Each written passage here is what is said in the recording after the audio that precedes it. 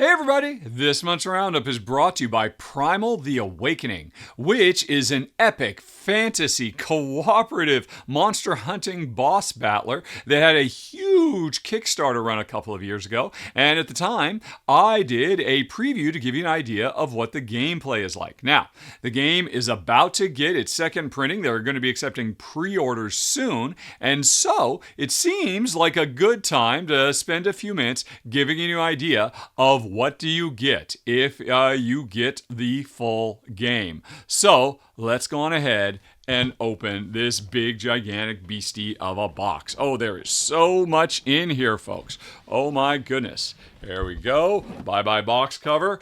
And oh, look at all these plastic beasties. Although, very important, then the dragon will come and the dormant monsters will answer its call. All right, so let's answer the call. The dragon that's coming. Alrighty. A whole bunch of miniatures. Although, can you call them miniatures? They're more like maxiatures, because here are the player minis, like this little fella and the nice archer lady. These are absolutely awesome, but they are dwarfed, I tell you, by the monsters that they are going to have to fight against. Look at these epic creatures. Absolutely phenomenal looking stuff. I have to admit, I'm really not that much of a miniatures guy, but it is hard not to see the appeal of all of these baddies. Man, there are so many of them, and this is just the first layer of the box. Come on, camera, focus. There you go. I gotta have to dig deeper to give you a sense of what else is waiting below this first tray. Oh, and then the big super baddie. Look at this one. Rawr. Oh my goodness. This is too cool for school. So big the camera can't even focus on it. Forget about House of the Dragons. This is what you want to be checking out. Imagine these little people up against this big, ginormous beastie. But like I said, there is more in here. Let's go on ahead and move them out of the way. What's this? More bosses to fight? That's right, folks. Let's go on ahead and take a look at them.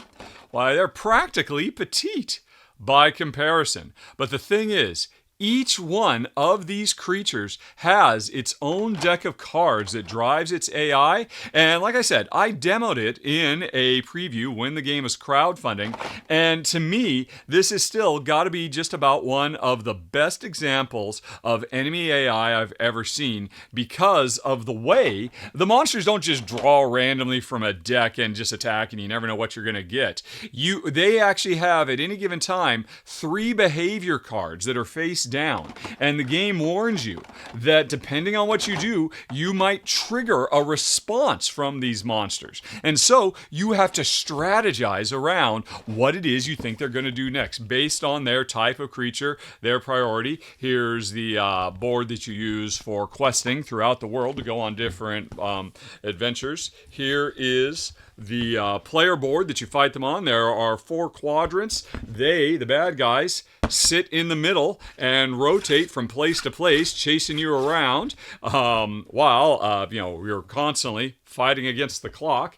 And again, here's our little heroes. Hello, I'm ready to fight you. Oh no, we're not.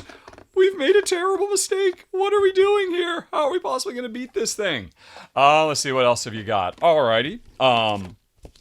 Boards to keep track of player upgrades and whatnot, because like I said, this is a Monster Hunter style game, which means after you fight any of these big baddies with all their cool special powers and unique strategies that they use based on the type of creatures they are, you basically harvest their body for building components, you take them to the forge, and you create new weapons and armor and stuff that you will use in subsequent fights. Oh yeah.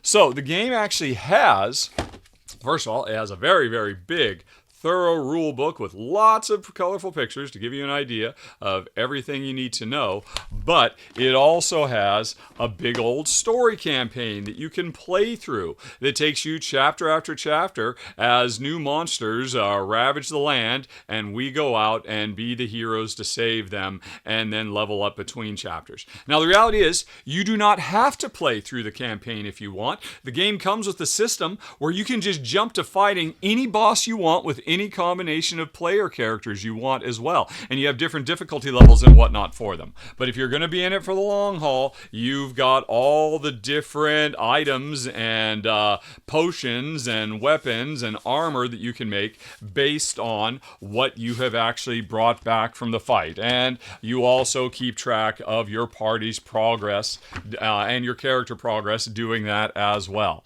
We've also got a bunch of tokens, for keeping track of hit points and statuses. And then, of course, in the different fights you have, there's different terrain things as well. Hills you can climb up on, stuff you can hide behind, things that the monsters will try to destroy while trying to destroy you. And then there's also a metric boatload of cards. A huge deck of cards for all the different bad guys you fight. A bunch of cards for all the different characters and items and whatnot you can get. Heck, there's even some secret stuff. Do not open until instructed. But obviously the main thing is all of these big cool things that you will be making as you continue to play Primal the Awakening. And folks, I think we're going to stop it right there. But if you would like to learn more about the game, there is a link right down there in the show notes. You can go sign up to find out more as the game's relaunch gets closer and closer. And while you're waiting, there's also a link down there for my original run-through of Primal if you want to see it in action. Okay, folks, that's it. Thank you to Primal for sponsoring the show. And hi, everybody. Guess what? I've got a bit of cleanup to do here, but I'm going to worry about that after I'm done because you've come here to watch me count backwards from 22 to 1 because it's 22 games in the month of July that Jen and I played. I'm going to tell you about all of them, starting with my least favorite, ending with my most favorite, which will be my game of the month. And you know what? I'm calling it now, folks. It might be my game of the year. Time will tell. But without further ado, because I got a lot of games to talk about, let's get going. Starting at the bottom of the list, and sit down, folks. This is going to be a shocker for some people. My number 22 of the month is Rock Hard 1977. And I know there are a lot of people who are very excited about this game because it's about to get its world debut at Gen Con in a few days. And first of all, folks, let me just come around and say, I'm not saying Rock Hard 1977 is a bad game at all. If it were a bad game, I simply wouldn't be covering it because I only talk about good games on my channel. But Rock Hard 1977 did come in at the bottom of the list, my least favorite game we played this month, and I figure I should let you know why. Basically, in case you don't know, this is a Life of a Rock and Roll Star in 1977 simulation where you start out with a boring day job, you've written a couple of songs, you're putting on performances at local venues, you're trying to record a demo tape, you're trying to get a record deal, and you're trying to work your way to the top. And every step of the way, you've got to balance all these things in a fairly straightforward worker placement style game, where there are three, if I recall correctly, three sections of the board. What you're going to do with your worker marker in the morning, during the day, in the evening, and after hours. But at any given time, if you don't want to do one of the things that, if it's in the morning, hey, maybe I'll go to work if I have a day job, or maybe I'll go to the recording studio, maybe I'll even try to sign a record contract. But if I'm not going to do any of those things, there's always some set things you can do at every hour of the day. Like give blood or buy or sell candy, which is a big part of this game. The rules never actually dwell on what the candy is, but it is a means that you can use to do more actions because over several rounds of this game, you're only going to do a few small actions over and over and over again. Try to write more songs, try to practice, try to hire more crew, and slowly over the course of the game, game, you'll build up. And like I said, this game does an amazing job of capturing the story of a growing rock star, starting from nothing and making it to the top by the end of the game. But that is a slow and steady process full of tiny little baby step moves that I have to be honest, Jen and I, both my wife and I, did not find particularly compelling. But if you are here because you love the story this game tells of a rags to riches, meteoric career, and you really like the rock and roll lifestyle, and you like tons of in-jokes and references to that high life, like the fact that, hey, what's the main way you can get more worker placement actions with your limited abilities? Have some candy. The game doesn't say what the candy is. You know what the candy is. But be careful. If you have too much candy on the next day when you have to do your next morning action, you might have to spend some time in recovery because you've had too much. There's a dice rolling element to see if you push your luck and take too many bonus actions. Also, there's another random element to the game too. At the beginning of every round or every day, there is a new event card that is revealed. And these event cards can be really debilitating. Not to any one player necessarily, but they basically often shut down major portions of the board and said, "Oh, I know you put the entire game planning to put on your halftime show at the Super Bowl. Wouldn't you know? It just got closed." And so the whole time you've been spending to do this, you can't do it because there was a random event. And there's a lot of these random events that are just not fun. All they do is slow things down, and they don't even give you a way to work around them. They just say, "Sorry, you can't do this." Hopefully, you'll be able to do it next turn. And honestly, my wife and I, we were not fans of the big swingy randomness. We were not fans of the take a lot of very small incremental step turns to build up to something meaningful. And while the components of the game are fantastic, I love this paper money with like all the lipstick stains and coffee marks and whatnot on it. I thought that was very clever. The player boards with the little dials are great. Plus, every player has two powers, one for themselves, the performer, and every time you play, you get a unique manager. So you've got two unique powers that will help you do better at certain things. So there's a lot to recommend here. And if you, are looking for a game that captures that lifestyle, everything good and bad about the hard rockin' lifestyle, and you're looking for a very, very lightweight worker placement game, like I'm talking lighter than Lords of Waterdeep even, then you might want to check out Rock Hard 1977. I do think it's a very smart design, just not what Jen and I are looking for, which is why it comes in at number 22 on the list. I need to get my keyboard out and go on to the next one. Next on our list is number 21, Dabba Walla.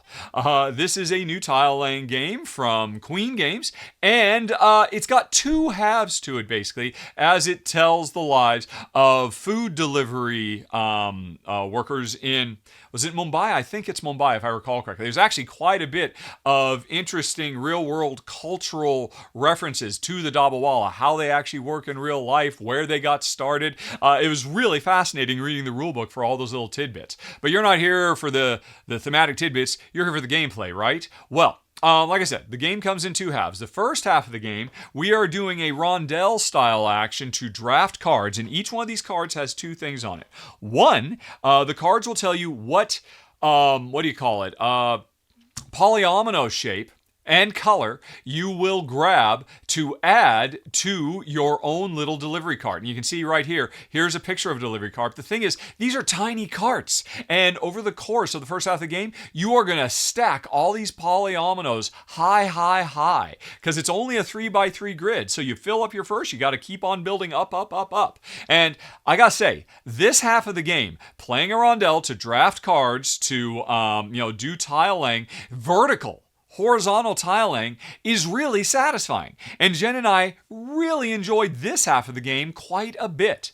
But once we've filled up our carts, I've gotten a certain number of cards, the second half of the game begins. And this is a really interesting element of the second half. It was just not as good for me and Jen because I think it really wants more than two players. Basically, all those cards you had that told you which which tiles you were going to grab, right? Now they tell you the value of the different colors of deliveries you're making. So what we're going to do is we're going to take cards from our hands, play them secretly, and reveal them at the same time to determine, hey, in this given round of scoring, everybody looks at their top level of their delivery card. And in this case, this player, their top level has 3 yellows. And so they're probably going to want to reveal a card or two that makes yellow deliveries more valuable. But they look around the table and see, oh, that'll help you because your top level has yellows as well, and you don't have any yellows on your top one. So we know that player might do something that lowers the value of yellows. And so everybody picks and simultaneously reveals the cards that they used in the first half for tiling, now they're using for setting values on all these tiles. You tally up what the value of the yellow or the green or the blue or the red is going to be, and then everybody gets points. Or maybe doesn't, depending on whether some players were able to tank your plans. Or, hey, I've got this yellow card, I could use it now, but on this layer I've only got 3 yellows and nobody else has yellows. So chances are nobody else is going to help me improve my yellows. Maybe I should save these yellow cards for 2 layers down, because on that level I've got 5 yellows. So should I save it? Well, I think on that level, other players had yellows too, so maybe they'll actually boost those ones up. Who knows? So this is the whole second half of the game, playing mind games, trying to establish the value of different stuff while trying to anticipate what you think your opponents are going to do as well. And this is a clever second half of the game, make no mistake. But Jen and I found it was not really that interesting as a 2-player game because there was only one other player setting the values. Now, to be fair, there is a special variant rule where during the first half of the game, cards are set aside in a pre-scripted area that represents a 3rd player, and that helps. It helps quite a bit, but I don't think it's anywhere near as engaging as actually having unpredictable human players do it. So, overall, Jen and I loved the first half of the game. We thought the second half of the game was okay, but really we wanted to play it at a higher player count to get the most, I think, out of number 21 on the list this month, Dabba Walla. Alrighty, now let's move on to number 20 on the list, Expressions. Now, this is a sweet, charming little limited communication, cooperative, I guess you could say party-style game. But, I mean, limited communication games, I don't know if they really work that well for party because this is a game where everybody has to stay quiet the whole time. What are we trying to do? Well, as part of setup, a bunch of cards are dealt out to everybody in 4 different suits. Or is it 5? I think there's 5 different suits of cards ranging from values, I think it's 1 to 10, if I recall correctly. Played this a month ago, folks. I'm trying to reach back into my brain and remember all this stuff. So anyway, what's going to happen is, on your turn, you've got a big old hand of cards. And we are all working together to score points. On my turn, I'm going to do one of 2 things. Like in this case, somebody just played, you can either play a card or guess a card in somebody else's hand. If I look around the table and say, you've got a blue 2, and then they say, yes, I do. It's kind of like playing Go Fish. Then, hey, we score points. Yay, that's a good thing. But if I guess wrong, oh no, we lose points. Because whoever had the blue 2 whoever did have it, says, okay, well, it goes into the, what's it called, the agony pile or the points losing pile. That's if you're going to guess. So you don't want to make mistakes. You don't want to guess because there's huge penalties involved unless you're certain you know what's in somebody's hand. So how do you know? That's the other half of the game. Because on my turn, instead of guessing it's somebody else's hand, I can play a card from my hand in front of me, like I'm playing the purple 1 here. And depending on how I lay the card on the table, I'm either telling my teammates, this is my highest value purple card, or my lowest value purple card, or it was my only purple card, or it was my number 1, that I've got other number 1s in my hand as well. I can either tell you something about the rest of my hand in terms of the card's color or its value. And over time, as I play more of these cards, and tell you what I do have and what I don't have in this limited communication way, you can make more informed guesses about what's in my hand. Here's the problem. Every time I play a card to give you a clue about what's in my hand, that card is ultimately going to go into the agony pile and it's going to cause us to lose points. So you don't want to be giving these clues because you're losing points. You want to be making guesses, but you don't want to make wrong guesses. So the game is a very clever little cooperative puzzle trying to decide, okay, I think there's enough here. I've given enough clues. You should be able to figure out what's in my hand. I am not going to give you another clue. But have you told me enough? Am I going to? And sometimes you just gotta, you gotta fingers crossed, shoot for the bleachers and say, well, there's okay. Based on what you said, there's a 2 in 3 chance that you've got a yellow 6. Okay, yellow 6. Yes, I did it. Okay, and we're getting closer to winning. But if I got it wrong, that can be painful. This is a clever game. Really sharp. I've seen other channels talk about it and really rave about it, and I can totally see why. So why did it come in so low for me and Jen? One reason. 2-player. This is definitely a game, much like The Mind, another cooperative abstract card game, where you're trying to figure out what your other teammates are doing with their hands. This is a game that's going to be much more engaging with more than 2 players. It works as a 2-player game. It's okay. Jen and I thought, yeah, this is nice, but I don't know why we would ever play this as a 2-player game for limited communication when there are other ones we could play, starting with Codenames, which is a great 2-player game as well. We enjoyed it. We had our fun with it. If I had... plus also, there's a lot of game here for what is basically just a deck of cards. So that's a big feather in its cap. There's a lot to recommend here. And if you're looking for fun and puzzly, kind of like reverse trick-taking sort of with, it's got a lot going on. It's in the same vein as Hanabi and all these games. And I can see why so many people enjoy it. Again, I think I would enjoy it quite a bit more at a higher player count, but Jen and I play 2-player games, which is why Expressions comes in at number 20 of the month for us. Alrighty, then we go on to number 19 of the month, Marajoara. Marajoara. I guess. I'm not quite sure how to pronounce that. What is it?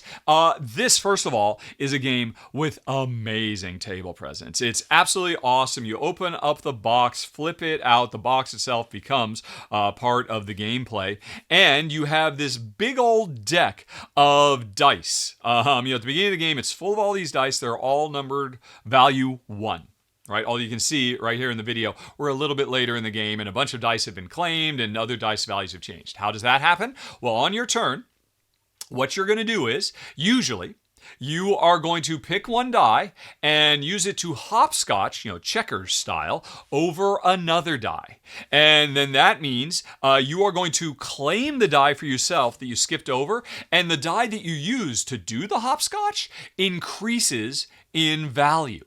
And then, there's 3 different colors of dice, red, blue, and yellow. And you use these dice for different things. The blue dice, you try to get different combinations of them to rebuild a vase, because this is an archaeological expedition, and we're at the dig site. The dice we're taking are, shards of pottery that we're collecting. The blue dice are the blue shards that we're using to rebuild this beautiful art. But we need to have, I need to have a combination of blue dice that totals 5, or, various and sundry things to build the different pieces of the blue. Alternatively, if I'm collecting red dice, this represents smaller, pottery pieces, vases and whatnot, that I can put on display on pedestals and score points. And the higher the value of the die, when I put it on display, the more points it's going to be worth. There's a third color die, which is gold. These represent investment, money, getting more people to give us funds so we can keep digging. The yellow dice can be used in combination with the red or the blue dice. They let you manipulate the value of the blue dice so you can build the right pieces you want, or you combine them with the red dice to be able to put them on display to score points. And so that's what we're doing with the dice. But the real puzzle of this game is, remember I said, I hopscotch over a die, I take one, I'm going to use it later on in one of the ways I talked about. But the die that I use to hopscotch becomes more valuable. And while it was a 1 before, now because it's landed somewhere else, it's a 2. And you better believe one of my opponents wants to grab that too. But if they, depending on what they hopscotch with, they might end up creating a 3 or a 4. Plus, there are certain places that if you hopscotch onto, it triggers other benefits. And in fact, players can put their own, not investigation, research tiles out on the board. And then you desperately want to land on these spaces because it helps you even more, even if it means it creates a high value die that some other player might want to get. So that's the crux of the game. It's very clever. It plays for a fixed 14 rounds. At the end of the game, whoever scored the most points based on the dice they've grabbed wins. Oh, and then another thing, there's a fun thing that once you use your dice to do things, your dice go over to a little wheelbarrow on the side, and the oldest stuff in the wheelbarrow gets spat back out onto the board. So high value dice you might use at one point, sooner or later, they're going to come back out on the board, and you want to make sure you're the one to grab them or put them in a place where other players can't grab them. Lots of clever, fun stuff. Neat little abstract game. My wife enjoyed it quite a bit. I thought it was neat too. Oh, by the way, I also forgot. In addition to everything else I was just talking about, there are 3 different tech tracks, research development tracks that you can be traveling down as well. That makes different colored dice more valuable to one player or another. So that's another big thing you can be pursuing as well. There's a lot to recommend here. It's fast. It's gorgeous to set this thing up. Let me see if I can rewind a bit back to the game so you can see what it first looks like. It's just got all those dice and you're going to go out and start grabbing them, but you're trying to grab all these upgrades and everything as well. My problem is, while there is a theme, it's a fairly abstract game. And honestly, I like more thematic games. My wife, who is more of a fan of abstract games, enjoyed this one quite a bit more than me. I appreciate that the theme was there, and I could keep it in mind, but at the end of the day, it is still fairly abstract. Plus, there's no direct attacking in this game, but this is definitely a game where every single step you are constantly worried about, right, I have to do the best thing for me, but I do not want to help you inadvertently. And so you spend a lot of time trying to puzzle out what is the best way to ensure players are not going to be able to move forward or get what it is that they need to get done, because either I grabbed it or I tried to manipulate things in a way that they can't get to it anymore, or at least that they would then have to spend resources. That's another use of money. You can use money to move dice around on the main board. Anyway, though, neat game. I think a lot of people will love this. If you like abstract games that are incredibly pretty, think Azul type stuff, this was one you might want to check out. And Jen would love to play it with you. Number 19 on our combined list, Marajoara. Sorry, I do not know how to pronounce that. Okay. Anyway, let's move on then to number 18 on the list, Slay the Spire. Now, this is a new cooperative fantasy adventure dungeon crawling deck builder game based on a monstrously huge video game. People love Slay the Spire, the video game, which Slay the Spire, the video game, was a digital card game, a digital deck builder. And it's surprising it took this long to take what was effectively a board game in digital form and turn it into a real proper board game. And they've finally done it. And while I can't say I've ever played Slay the Spire, I've watched videos of it. I know how it works. And wow, they do a great job with the board game capturing the feel of the video game, but as far as I'm concerned, making it 10,000 times more attractive, because the video game you can only play by yourself. Now you can play cooperatively with other players because it's a multiplayer game. And the cooperation in this game is very good. There's lots of opportunities on your turn, because on your turn, when you're playing cards from your deck that you're deck building throughout the multi-chapter campaign, as you're working your way through lots of little fights and resting and shopping to get up to the big boss fight. But there's ultimately 3 big bosses that you could play over multiple sessions, each session lasting about an hour, and then saving your progress in between. Kind of like a video game. Again, they do such a great job capturing all the elements of the video game here. But the important thing is, when I play an attack card, I can attack the monsters in front of me or the monsters in front of you. Or, so there are often situations where I'm about to die. Is there anybody else who can help me? And that really makes the game very engaging. This is a good cooperative game where playing smart means playing well with others and timing your moves compared to what other people are going to do. Building your deck, bearing in mind that I want to get cards that are going to make me stronger in one thing to supplement you because you're stronger in a different thing, both because of the deck building you're doing and also the special power you have with your character and all of that. So there's lots of opportunities for synergy, and really that's the key to success in this game, which is again why I would never want to play the video game when I could play the board game and share it with other people. Now, all that said, it's a sharp game. It's well designed based on an incredibly popular monster hit. So why does it come in solo for me and Jen? Especially because we love cooperative games. Here's the thing, Jen and I, we played this quite a bit, and ultimately found that while it is sharp, much like what I've seen when people play Let's Plays of the video game too, it often felt to us like, hey, I've got my hand of cards, this is what I'm going to do this round, oh, that's what you're going to do this round, okay, let's just do it. I'm not saying the game plays on autopilot, but it was often very easy to very quickly decide, based on our hand of cards, what is the ideal play this turn. What should I pack of my own stuff? What should I do for you? Should I put shielding on me, or should I put shielding on you? And we just figure it out based on the situation, and boom, boom, boom. And in this way, it kind of reminds me a lot of Star Realms, which is also a game that didn't really work well for me and Jen, because we always felt like, yeah, okay, hey, this is the hand of cards I've got. Oh, I've got a bunch of red cards in my hand. Okay, I know I'm going to play these things, and they're going to combo together, and it's all very smooth and slick and satisfying to play, but we don't really feel like, oh my gosh, what a tough choice here. We are very rarely, in our experience playing this game, faced with tough choices. At least I should say tough choices during the actual action part where we're fighting monsters, which is the main thing. Now, there are tough choices to be made for, hey, when we're leveling up and when we are getting new cards and, the deck building part. But that's my least favorite part. I mean, to me, yeah, obviously deck building games, a big part of them is building the deck. I get that. I appreciate that. But ultimately, for me, the most fun part of a deck building game is actually playing the cards. And here, the deck building was more engaging and doesn't happen that often. It just comes along every once in a while in dribs and drabs, where you spend most of your time just, okay, let me draw my cards. Okay, this is obviously what I'm going to do. Boom, boom, boom, boom. And it stayed that way. Even as we played through tougher and tougher fights with more and more special powers and unique items that we had, and we were going up against more complex creatures, it always felt to us to be very straightforward. Which, again, from what I've seen, seems to be true to the board game as well. So, this is fast. It is slick. It is clever. And if you want to, you can also make it very challenging. I didn't mean to imply that it can't be a very challenging game, because it has all these different levers you can pull to increase the difficulty and whatnot. So I can see why this is going to make top 10 of the year list. Plenty. I mean, Shay, you can see he did the run through. He thought it was fantastic too. I thought it was a fantastic design that was just ultimately, the whole time Jen and I were playing, we were like, why don't we just play Aeon's End? Aeon's End, it has a campaign mode where you can play through multiple sessions and level up your characters too, and that game is full from start to finish of agonizing decisions, life and death decisions. And it's not to say that there aren't life and death decisions aplenty in Slay the Spire as well, as you get closer and closer to the big final boss.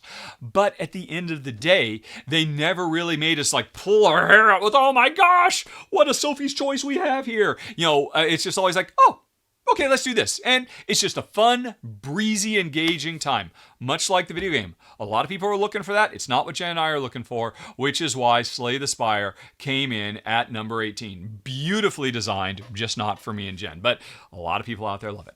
All right.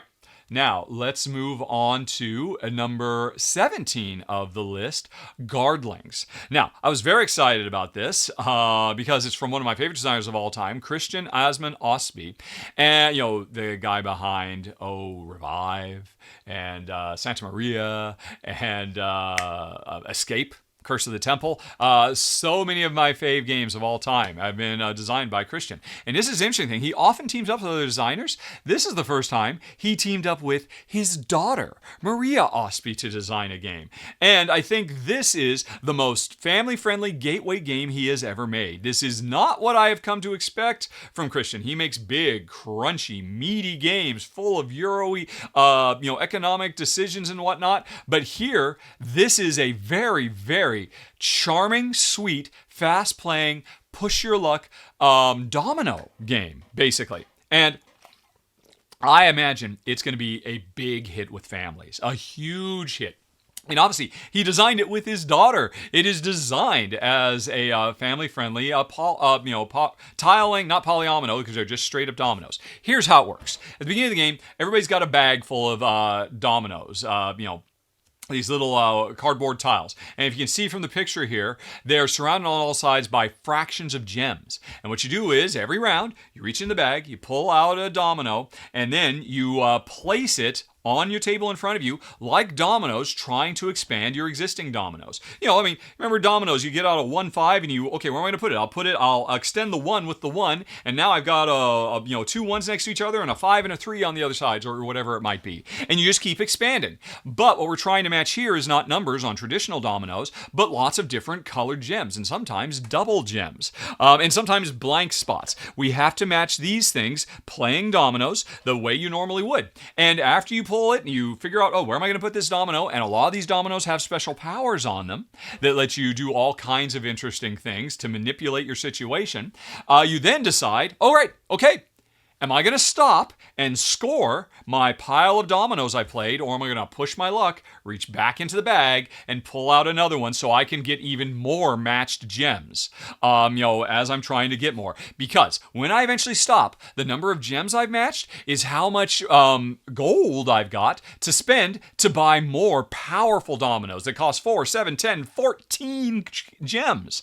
And the more of these you get, the better you're going to be doing as everybody races to a round where you pull out so many, because the more you fill up your bag with cool stuff, the more you can score bigger and bigger things. And as soon as somebody has enough powerful dominoes that they can score 20 points out of their dominoes, first player to do it buys the victory point tile instead of a regular domino and wins the game. It is clever, it is sharp, it is incredibly easy to teach, and with all the different powers on the tiles, there's a nice bit of variability, especially because there's like an intro and a more complex set of rules for each of the powers. Now, the most important power on the dominoes, which I forgot to mention because this is a push your luck game, are the ones that have the evil gnomes. 1, sometimes 2 gnomes on them. You can see a couple pictures of them there.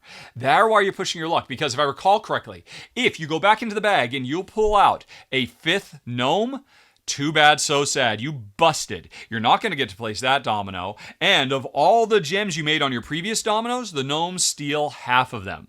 So you might have been saving up for, oh my gosh, I'm going to get 14 gems this time. But there's only a 1. I know what's in my bag. There's only a 1 in 4 chance I'm going to pull out that last. Oh, I just pulled out the last gnome.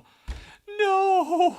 And now I've only got 6 to spend because they stole the rest. So the push your luck, and guaranteed you will bust sometimes, but the game gets so compelling as you build higher and higher and higher to go for those really big ones. They're like, oh, but I busted, but next time I'm going to get it. You better buy another domino because I'm going to pull it off. My bag is perfect now. And so it is clever. It is fun. It's got a lot of variety with the different powers. My wife loved it. This is one of her favorite games of the month. But for me, it didn't come out quite as high. Why? I'll be honest, folks. You're looking about the only board game media person in the world who is not a big fan of Quacks of Quedlinburg. And this is basically, hey, if you like Quacks of Quedlinburg, but it's a little bit too gamey and you want to introduce it to friends and family, start with this. It's the same basic idea. A bag full of stuff. Are you going to pull them out because they're going to combo and playing dominoes rather than, comboing chips and stuff like that and activating powers. It's a simple, clean, fast-playing, elegant game that I think everybody will enjoy except for me because I found, I'm just not that big on push your luck. In the same way I was never a big fan of Quacks of Quedlinburg. It's not you, Gardlings. It's me. I can certainly see you're smart. I can see why so many people, my wife included, are going to love it, but it just didn't really land for me. A big part of that is because you can't make this mistake. Don't do what I did.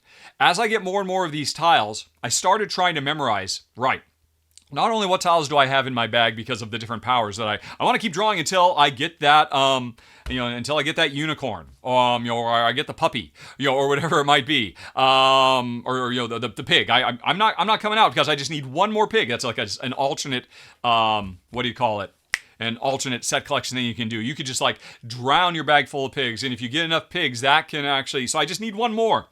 And the more I had in my bag, the more I felt like, okay, I need to memorize all these dominoes. Not only what they were, but also if I were getting double dominoes, I'm trying to memorize where are the double sides so that when I place this current domino, I can make sure the future domino that I'm trying to remember I have is going to fit. Now, it becomes quickly impossible and very frustrating to try to play that way, but I couldn't help myself. That's what I wanted to do, to try to play at peak efficiency. And that is against the spirit of the game.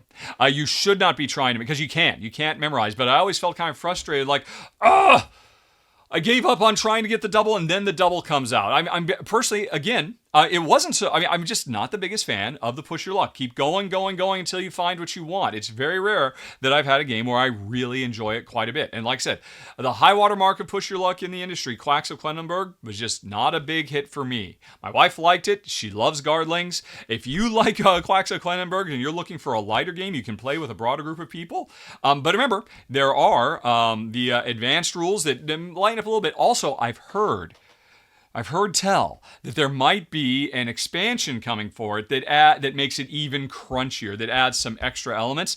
This is in the planning stages. Right now, just consider this to be a family-friendly gateway-style game. And if you like Push Your Luck and you're looking for that with a cute, charming, lovely-looking game that your kids will have a blast with, just like Christians did when he designed it with his daughter, you might want to check out number 17 of the month, Gardlings. Okay, now let's go on to number 16 of the month, Cuzco. And now, there are a couple different games called Cuzco. This is the Cuzco, published by Queen Games, and brought to us by Stefan Feld, which is a remake of an earlier Stefan Feld game called Bora Bora. And now, I have not done a run-through for Cuzco, but my good friend Paul Grogan of Gaming Rules did. So, Paul, thank you very much for providing some video. I'm just showing his video to give you an idea of what it looks like. What does it play like? Well, if you want to know, you can go back, I don't know, 6 or 7 years and watch my run through of Bora Bora. Because this game makes some changes to Bora Bora. But this is still 95% Bora Bora. Now, what I will say is every change that it has made is a huge improvement over Bora Bora. I would never play Bora Bora over Cuzco unless you just like the Polynesian island setting rather than the Mesoamerican setting that they've transported it to. But I find the tweaks and the changes that have been made to Cuzco improve it every step of the way. However, and you can go to Board Game Geek, and there are threads devoted to, hey, what are the actual changes? But like I said, it's still 95% the same game. Why does it come in at number 16 for me? For the same reason that Bora Bora would. I got rid of Bora Bora a long time ago because this is probably my favorite designer of all time, Stefan Feld's most nasty cutthroat game he ever made. That's not quite true. His arena games were direct, player duels and whatnot. But this game is a dice worker placement game where there are a limited number of dice worker placement spots. We roll our dice at the beginning of the round, and wherever I put my die, other players can go, but only if they have a lower value die than me. So if I've got a 2 and a 4, and I need to do that action, and it turns out, hey, I could do that action equally well with the 2 or the 4. And I don't really have a big reason not to use my 2. Oh, I'll use my 2. Why? Because I can look around the table and see nobody else has a 1, so nobody else gets to do that action. And I didn't have to. I could have used the 4 and used the 2 elsewhere, but this game constantly presents you with opportunities to say, oh, well, I could do the thing that helps me and doesn't hurt anybody, or I could do the thing that helps me just as much and destroys you. And this is a game, if you play it as a 2-player game, you are constantly presented with opportunities to ruin the plans of your opponent. And it made me get rid of Bora Bora back in the day, and it made me get rid of Cuzco now. And I wish, like I said, there were a lot of smart decisions that were made to the tweaking of this game. It is better, and every change they made is for the better. But I was just hoping they would make one change, which is to say something along the lines of, hey, you know what? If somebody went there with a low value die, I could still go with my high value die, but I only get half the power of the action. Or, the things that I can use to manipulate the die, I could use them in such a way to change the value. Because, hey, I've got 2, one of these lets me swip. How about if I've got 3 of them, it lets me make a die whatever I want?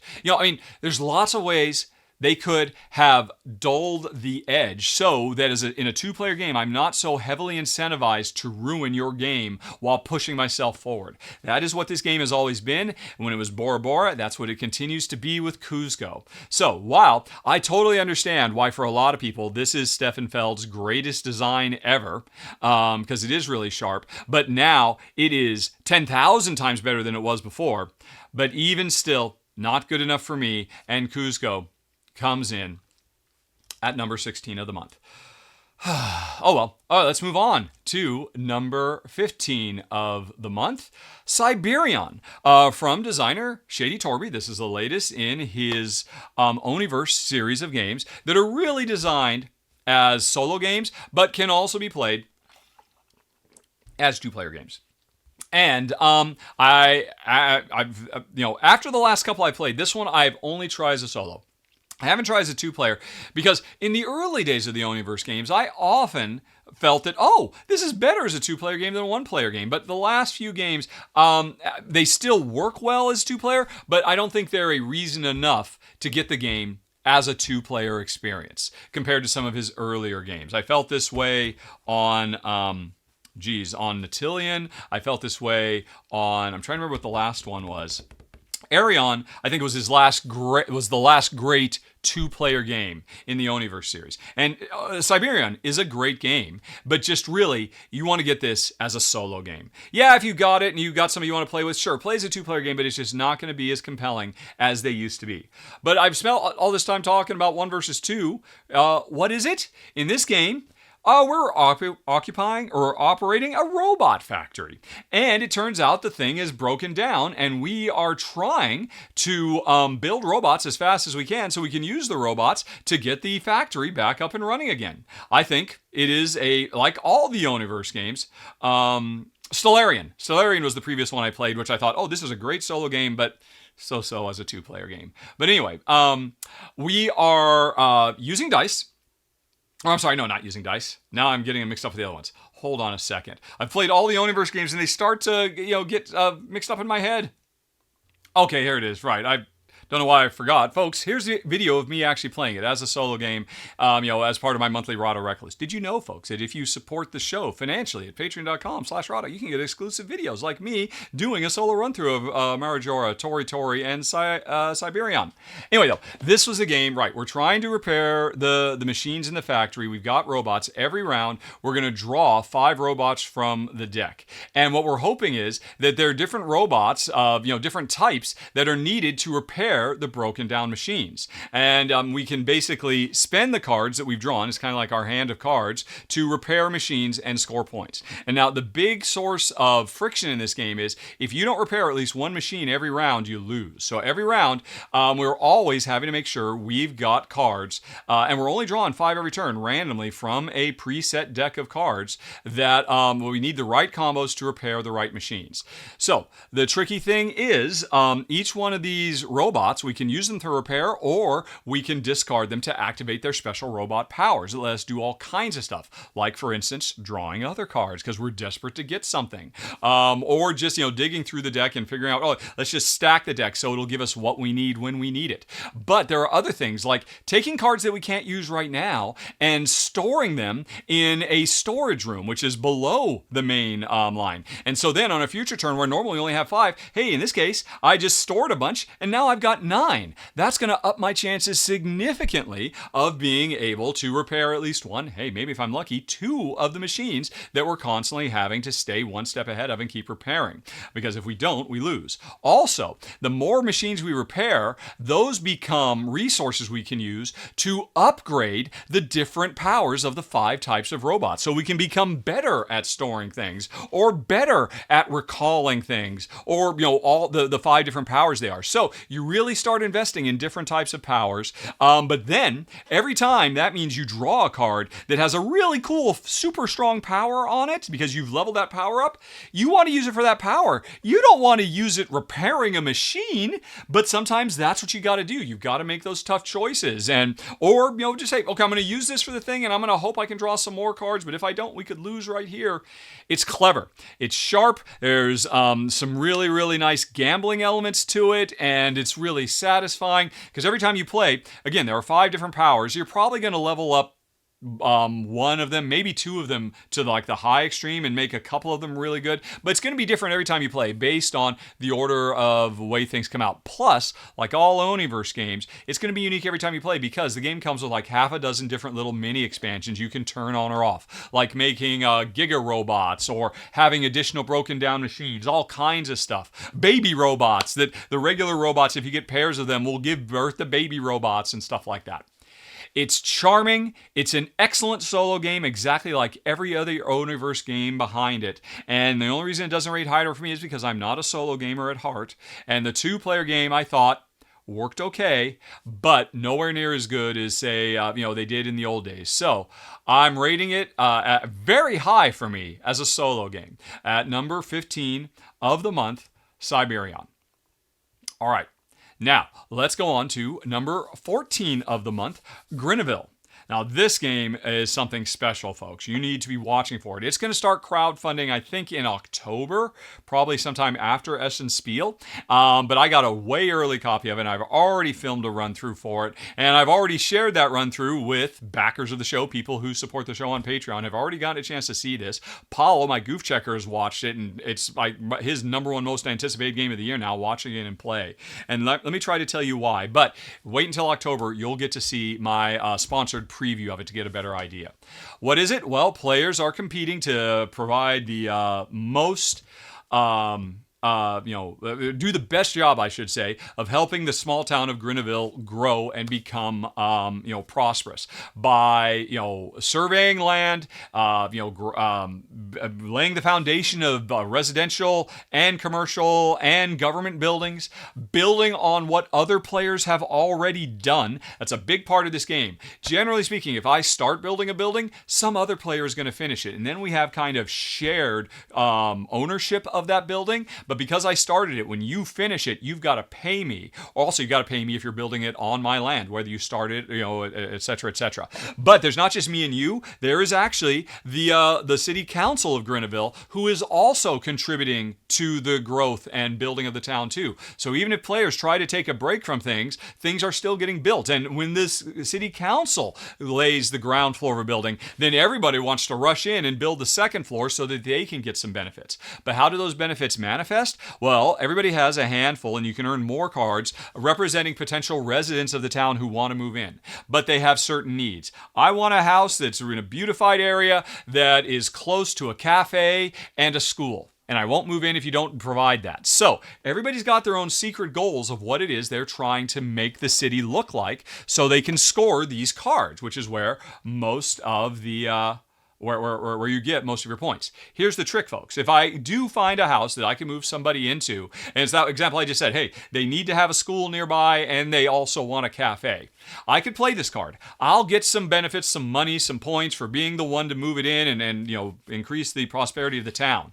But it turns out that school, I didn't contribute to it at all. Other players built the school. And that means they're going to get benefits from this resident that I spent time and effort moving into. And it could very well be that you've got a resident that you want to get them set up, but most of the benefit that comes from playing that resident will go to other players because you didn't get on the ground floor or the second floor or the third floor in some cases of building the things they want. So there's a constant balancing act, and you are so intertwined. Your actions, the game, like I said, goes out of its way to incentivize players to build on top of each other so that everybody has big paydays. So that's the crux of what we're trying to do in the game, and it's already brilliant. But let me tell you the other half of the game. It's all driven by a randomly generated rondel with 20 different tiles that are randomly placed, and there's different tiles you can get. Here's a close-up of it. It might be a completely different rondel the next time you play. And the interesting thing is, unlike most rondels where, you can move 1, 2, or 3 steps, and if you want to move more, you can pay more. Not in this game. You can go anywhere you want on the rondel. Just go clockwise as far as you want. When you completely 360 around the rondel, you'll then have to pay taxes and salary for your construction people who help you build the buildings that you're trying to build, right? Okay, so that's incentivizes you not to try to rush around the rondel too much, but there are so many super duper powerful moves you can do on the rondel. You want to jump to all of them. Here's the trick, though. The more powerful the action you're going to do on this rondel, after you do the action, whether it's buy resources at a market or use those to build buildings or engage in auctions or hire special power characters or whatever, after you do the action, there is the amount of time it takes to do that action. And that time is represented by having to move farther forward on the rondel. Like if I build a building and I need to use 3 cubes, that means after I'm done building the building, I've got to move 3 more steps on the rondel. And that means I skip 3 different actions that I might have been desperate to do. And now I can't do those actions until I go all the way around again. And that's what makes this game truly special. This rondel, this is the coolest rondel I've ever seen. It is so smart, so variable with tons of different tiles that mix it up from game to game, including some take that tiles if you want to throw them in, although you don't have to. Jen and I certainly didn't. But this is brilliant. The thematic constraint of the more powerful the action, the longer it takes, and therefore that means, you miss out on other opportunities. Unless, here's the trick. Example, I have to move 3 steps forward because I did a triple level build, right? Fine. If I want to, I can prevent moving forward if I pay 3 coins for every step I want to stand still. So instead of burning time, i.e. moving forward on the rondel to do stuff, I can spend more money. And that means you can burn through your cash fast, trying to maintain control of the rondel. And that's the central puzzle. And that would have been enough for itself. If this were just a set collection game with that rondel, this might have been one of my, game of the year candles. I love this rondel so much. But then it's got this whole other game, this really brilliant real estate market thing, which I can't think of any better example to refer it to other than Food Chain Magnate. And in fact, when I did my final thoughts for this, I compared this a lot to Food Chain Magnate. I said this might as well be the latest game from Splatterspella, although it is from a relatively new independent designer who is crowdfunding it himself. And man, this game, but it could have been published by Capstone or Splatterspella. The gameplay is world class. Best rondel I've ever seen, and one of the most interesting and engaging interactive real estate development games I've ever seen. But unlike so many of them, like Food Chain Magnate or the Las Vegas one or whatever, this one is positive interaction between players. There is a lot to recommend here, folks. So why does it come in so low for me and Jen? Well, like most Splatterspellen games, it is a big, epic game. This is an all-afternoon game. It is very crunchy, very deep, and very long. Too long for me and Jen. That's what I was saying. If it were just, hey, simple set collection card stuff, run by that rondel, this might have been my might have been my game of the month, quite frankly. If it were just this really wonderful, real estate development game that is really incredibly interactive, this probably would have been in my top 5 of the month. But you put 2 of these things together, for some people, this will be their game of the year. Like I said right up front, this is probably Paulo, my Goof Checker's most anticipated game of the year now that he got to watch my run-through of it, and with good reason. And a lot of people, Splatterseller fans, people who love Food Chain Magnate or Antiquity or Bus, those kinds of games, they're going to flock to this. It's amazing. For me and Jen, it's just too much. Too much. It so needs a Terraforming Mars prelude style thing so we can get this game done in 90 minutes or less. And if that were the case, this would have been super high ranking for me also. I loved everything about it. I'll be honest, it's not the prettiest game, but don't judge a book by its cover, folks. This is going to be one of the best designs of the year, hands down. Now, I say this, remember, it was a sponsored preview, so don't take my word for it. When the video goes live, watch the run-through, decide for yourself what it looks like. That's what I say for all my run-throughs. I'm just one data point. But that's why I'm so impressed by Grinivil, while at the same time, it comes in at number 14 of the month, because Jen and I, we just don't have 3+ hours to play games anymore. But that's just us. Okay, now let's move on to number 13 of the month, The Feds, from one of my favorite designers, Steve Finn. And this is actually a remake of a game that I covered years ago that he did called Gun Runners, where we were federal agents trying to infiltrate gun running gangs and shut them down. We're still doing that, although it's not about gun running specifically. The game never really goes into what the crime is that the criminals are engaged in. But the gameplay is still very largely the same as Gun Runners, but it's so much cooler, so much better. This is not the greatest picture, but I don't think there are really any other good pictures of this on Board Game Geek, are there? There's really great pictures of the art for the cover, but yeah, you can play it on Tabletopia if you want to check it out, folks, for yourself. Let me see if I can find a video. Okay, yeah, this will do. Thank you, Let's Table It. Thank you, Brody. I'll just pause right here. Here's what the game looks like mid-play. What happens is, on your turn, you're going to play a card from your hand to one of the different criminal hangouts there. That's the play. But you play it face down. And now, if it's the first one there, then that means the card stays face down, and it represents your undercover agent, who is, staking out the place. But what will eventually happen is, eventually, some other player will want to play their own card there, and they'll become the undercover mole, and the card that you or they or anybody had played previously will get revealed and added to the agents on the scene at the crime. The hangout, at the nefarious, the gang hangout, right? Okay, and so the card will get revealed. And when the card gets revealed, two things happen. These have numbers on them, and ultimately, whoever has the most agents represented by these numbers gets first dibs on arresting the criminals when they get busted. But the cards also have special powers that you get to activate when it gets revealed. Either because you played a card that revealed my card, or I really want that power to happen, so I'll play a card there to make sure the card is revealed. And that's the crux of the game. That's what makes it really, really engaging. Because these powers let you move agents from one place to another so you could better control the different areas that have higher scoring criminals to arrest, or all kinds of different things. Plus, if you're playing at a lower player count, there's an automated player who also plays stuff. So it's not just an area majority between two players. There's a very smart third player, or a very smart system with a third player that you can manipulate as well. And so I can say, right, unlike a lot of area majority games, this works great at 2. And what's most interesting thing is 3 of the powers that these cards do change from game to game depending on what city, whether we're in Chicago or Miami or Los Angeles or wherever. And these powers change radically, making the games feel very, very different from game to game, both because of the distribution of criminals in the different areas, plus the cards you will get access to. I'm sorry, Brody, I want to see the game, not your pretty face. Plus the cards you get access to. Plus, the different cities you play also have different special rules that can fundamentally change things around and give you extra things to consider, like bonus little chips that are shown here, making the restaurant worth more points than it might normally be. In another game, those little bonus chips aren't used at all, or they're used for something other than just increasing the value of areas.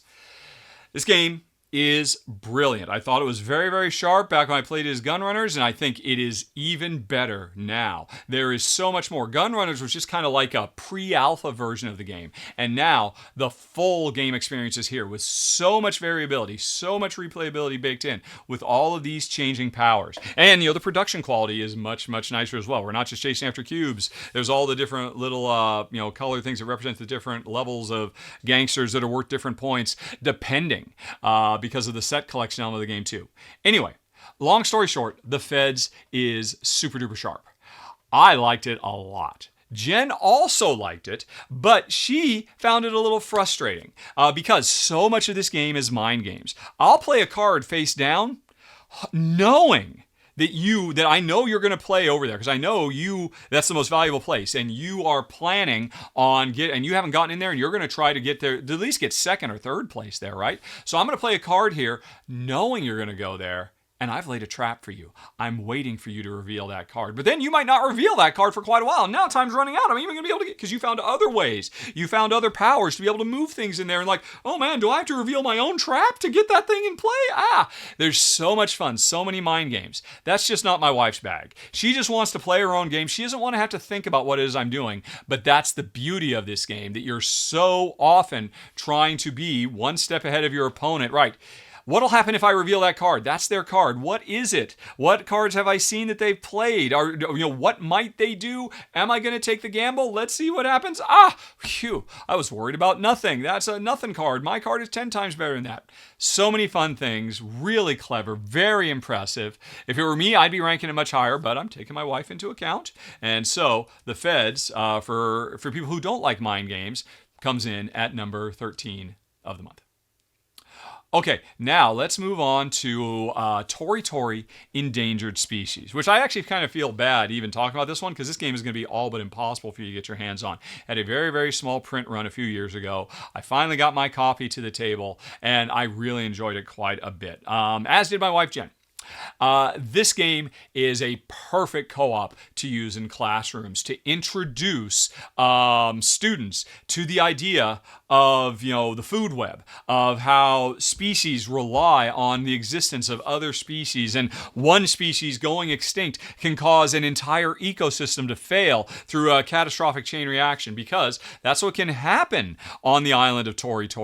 And we are the stewards of this island, trying to make sure that as we use action points to move from place to place and manipulate the world, very pandemic-like, that we ensure that the native species of the island of Tori thrive, that they have all the food they need to get, even if that means they're often eating each other, that the foxes eat the groundhogs feed off of the trees, etc. So we need to plant more trees, etc., etc. So we're moving around trying to kind of herd these animals to be in the right place at the right time. But the problem is we can't necessarily exactly control where they're going to go. They have their own mind. And so sometimes, okay, you're going to go over there. Well, that means I'm going to have to move this other one over there so that you can actually eat the other one, so that you don't go extinct, because I've way overpopulated the groundhogs. We've got too many of them and we need more. And meanwhile, the foxes are about to go extinct. We need to get these together. And it replicates the realities of a food chain, and is really, really sharp.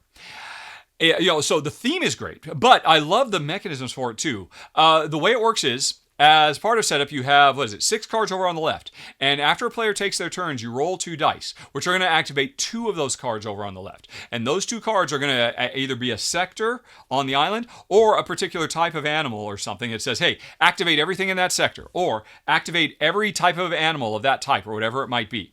And so what might happen at the end of your turn, but you're going to roll the dice. You can't be sure. And here's the thing. Like I said, in that example I just had, we're down to 1 fox. And if it's in Sector 7, and Sector 7 is one of the 6 things that could happen now. And so we've got to, that's why, there's only a 1 in 3 chance that it will. But if it does, there's no food, we need to take care of it. So what do? Well, let's move around. Let's try to rearrange things to ensure that it can thrive. And then roll the dice and see, we dodged a bullet. Or, because ultimately, as the game goes on, you'll have to make tough choices. We need to solve both of these problems. There are 2 cards out that could be really problematic for us. But we only have time for one. What's the one that's better to do? What's the one that hurts us more, or gets us closer to losing? So I love this activation system. It's brilliant. You can see everything that might happen, but you don't know which one is going to be. And so you have a lot of long-term planning you can do. I think it's one of the smartest event systems I've ever seen. It's so sharp. More games should borrow this. This is better than Pandemic's event system, and I've often raved how great it is. So my hat's off to that. Now, there's one more thing I haven't mentioned. It's also very cool. You get 4 action points on your turn, right? And those actions are to either move to an adjacent space, to move animals around, or to plant trees. At the beginning of the game, those are the 3 things you can do, if I recall correctly. But there's a 4th thing you can do, which is research. And that means there is a technology tree that you can spend action points to start climbing up along different branches of the tree to unlock different powers, like being a super, tree planter. So you can plant 3 trees with 1 action instead of 1. Or you can make the animals move exactly where you want instead of just kind of guiding them where they want to go. Or, most importantly, you can level up to get to the powers that let you get rid of the invasive species. Did I mention this is a great game for classrooms, folks? The biggest problem that Tori, the island, has is human habitation. There is an industry and there is a village, and whenever the industry activates, trees get chopped down like crazy.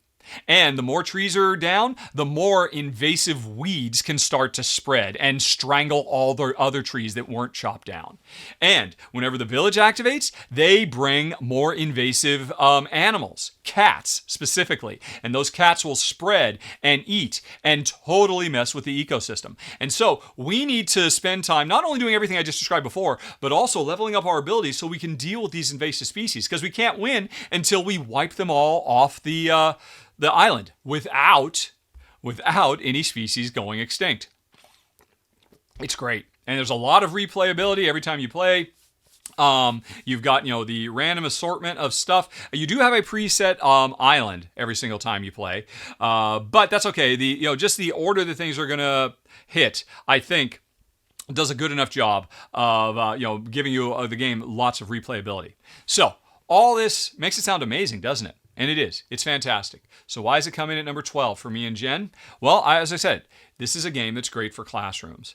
For really grizzled pandemic fans like me and Jen, it was just a little bit too straightforward, a little bit too easy almost. And that's not to say, I mean, it is a challenging game. There definitely can put you in some tough pickles every once in a while.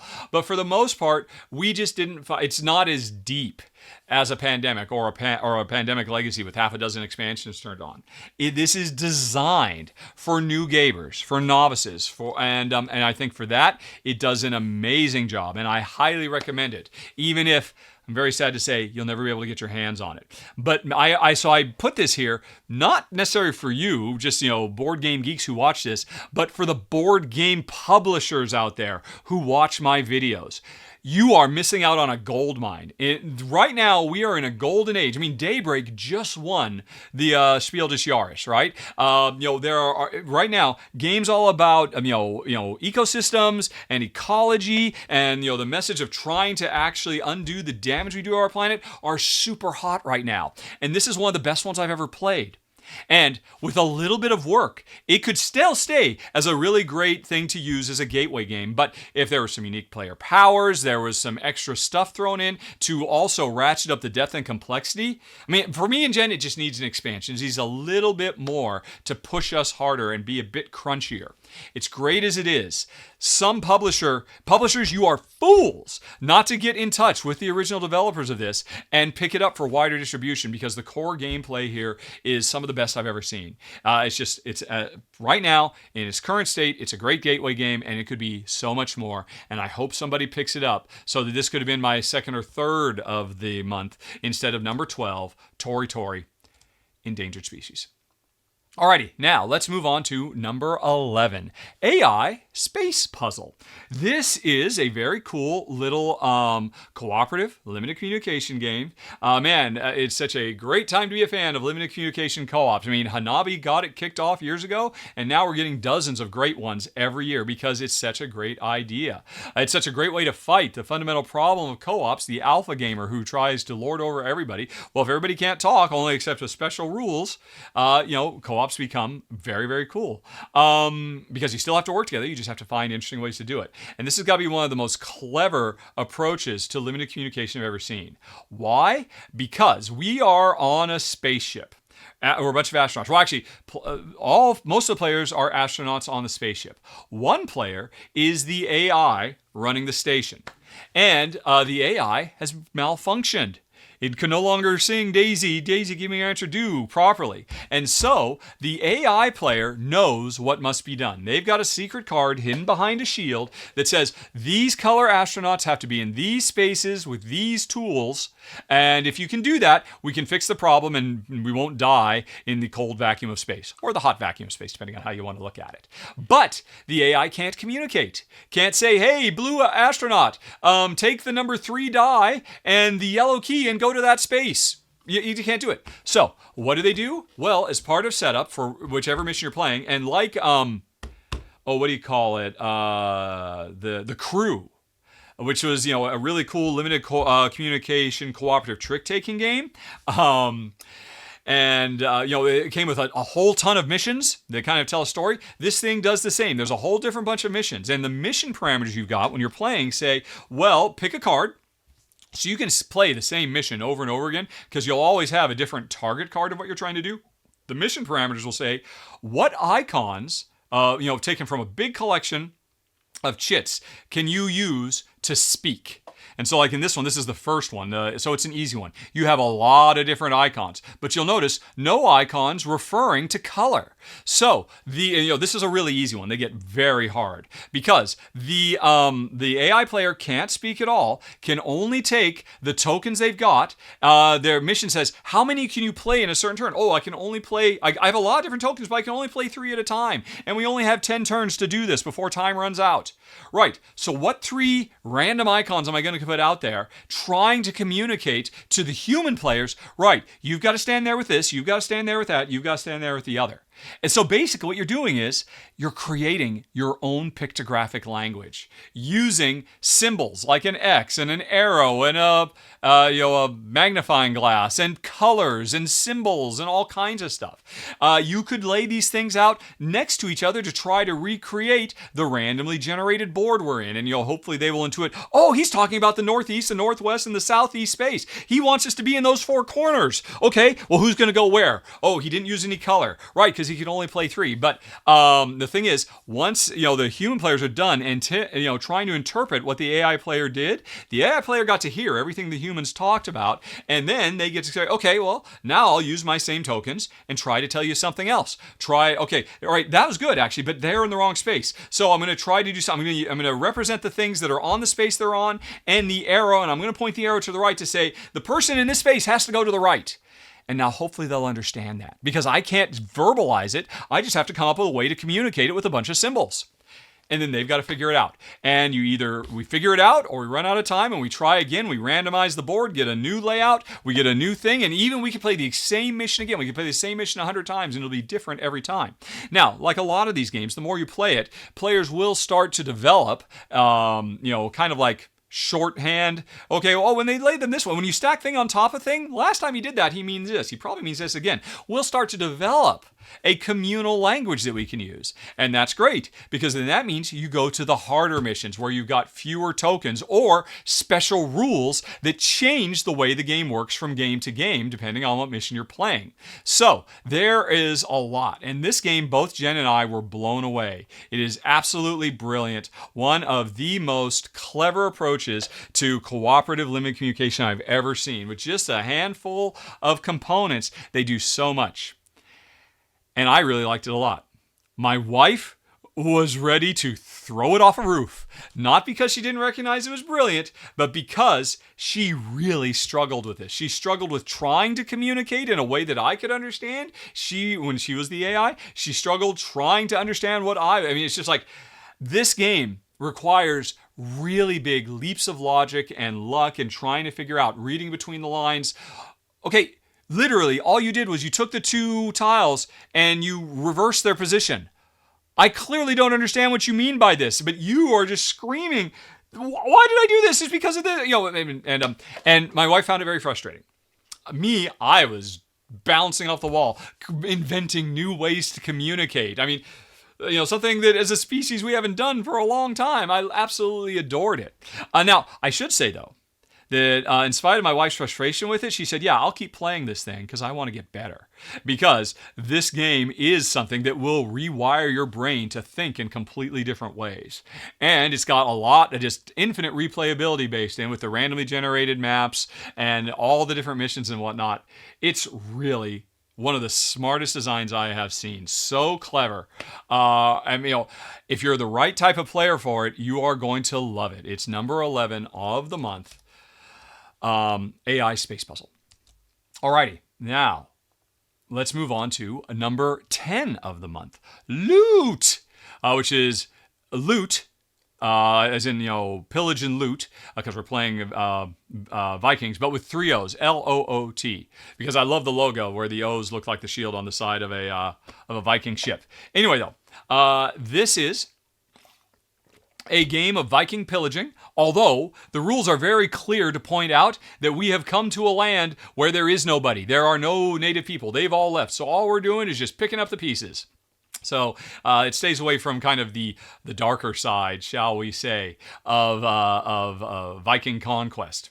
Yeah, it's okay, because they're obviously trying to make a family-friendly game here. And this is a very, very clever game. These pictures are all very close and they don't help. Okay, this is a good picture showing, this might be at the end of a game. Or no, it's midway through a game. So on your turn, what you're going to do is, you're the blue player. You are going to put your Viking on a space out on the randomly generated board that represents the land we are conquering. And you either have to put it next to one of the original ships, wherever we landed, right over here, right?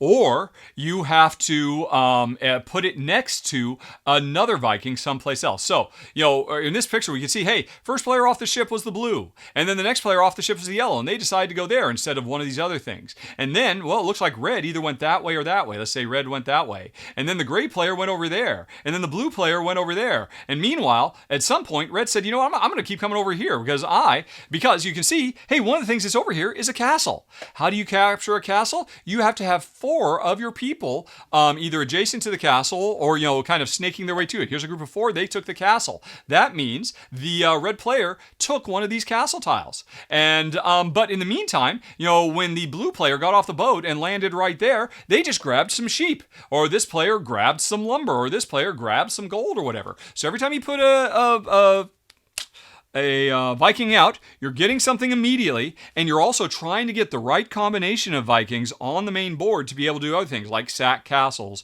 or towers or collect objective tiles that we can use to score extra points. Now, here's the thing. You can't really see it in this picture. Let me try and find another one. All these things that we're getting by placing our workers, we are then, those are very cute pictures, but that's not all right. Let's just go to all the pictures. I need to show a picture of a player board. Right. There we go. Here's a picture of a shot with a player board. So you can see, this is the end of a 2-player game.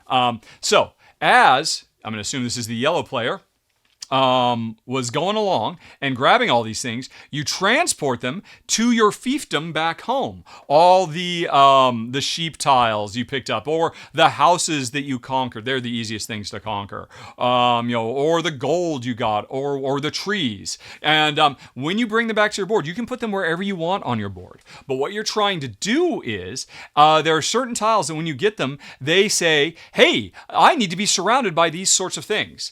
And as you get these different objectives, and there's certain tiles that start out saying, hey, I need to be surrounded by X, Y, or Z. So what you're trying to do is put the tiles that have certain objectives in certain spots so that, hey, if I put this one sheep in between these 2 different tiles, then that sheep will address both objectives at the same time. And so you're harvesting stuff from the main board and trying to get to places ahead of other places, because you can see, whoever gets to there is going to be the one to conquer these 2 towers, that kind of stuff. But the stuff you're getting, you're bringing back home and playing your own little fiendish puzzle of your own design, designing and building a jigsaw puzzle at the same time. It's really clever. It's a lot of fun. This is going to be a very popular game because the design is absolutely fantastic. Also, not for nothing, the components are lovely. This game just looks adorable on the board as it just fills up over time. So, there's a lot to recommend here. Very solid design, very satisfying. Why does it come in at number 10? Why didn't it come in higher? It's, first of all, this is a game that's going to be better with more. It works totally fine as a 2-player game, but with more players expanding in different directions, so it gives you more opportunity for grabbing things, but also more tension of, will I be able to get the thing, because there's more players vying for the same resources on the board, because the board's the same size no matter the number of players. So you're going to feel more tension in a higher player count game, but you're also going to have more opportunities to maneuver because more players are giving you more opportunities. So it works great as a 2-player, that's fine, but I think it's going to be more interesting at a higher player count because we found as a 2-player game, it was easier to play a little bit more cutthroat. And you know what, I could go there or there. I'm totally going to go over there because that's going to cut off your ability to connect those towers. And you just, in a higher player count game, you don't have time to think that way. You just have to think in terms of what's best for me, as opposed to, as a 2-player game, what's best for me and worst for you. And so that's why I think it's a good, it's more of a chess match at a 2-player game. And for some people, that's fantastic. Some people might like it best at 2-player. But for me and Jen, we kind of longed for what you see here. More players, more opportunities, and less, being put in situations where, I'm really trying to mess with you. And so Loot ultimately didn't land for us, but I do think it's brilliant, and a lot of people are going to love it. It's going to make some top 10s of the year. Mark my words, folks. Number 10 of the month for me, Loot. Alrighty, now, let's go on to number 9 of the month, Sparks. Now, this is a new game from Christian Osby, who I have mentioned many times in the past. Even in this very roundup, is one of my favorite designers of all time because of all the great games he's done. He often teams up with designers. He's never teamed up with Adrian Adamescu, who is one half of the design team behind the brilliant Sagrada. So, and not for nothing, I mean, I should mention Florin Perluka and Kjetil Svensson. I don't know them, but it's the 4 of them who worked on this design.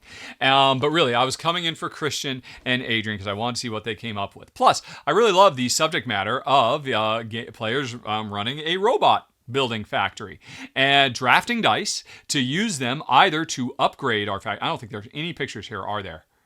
Other than the back of the box. Yep, there's just the back of the box. So we're just going to have to use the back of the box. Basically, on your turn... Oh, surely somebody must have done a video of it. Yeah, because that's not going to be good enough.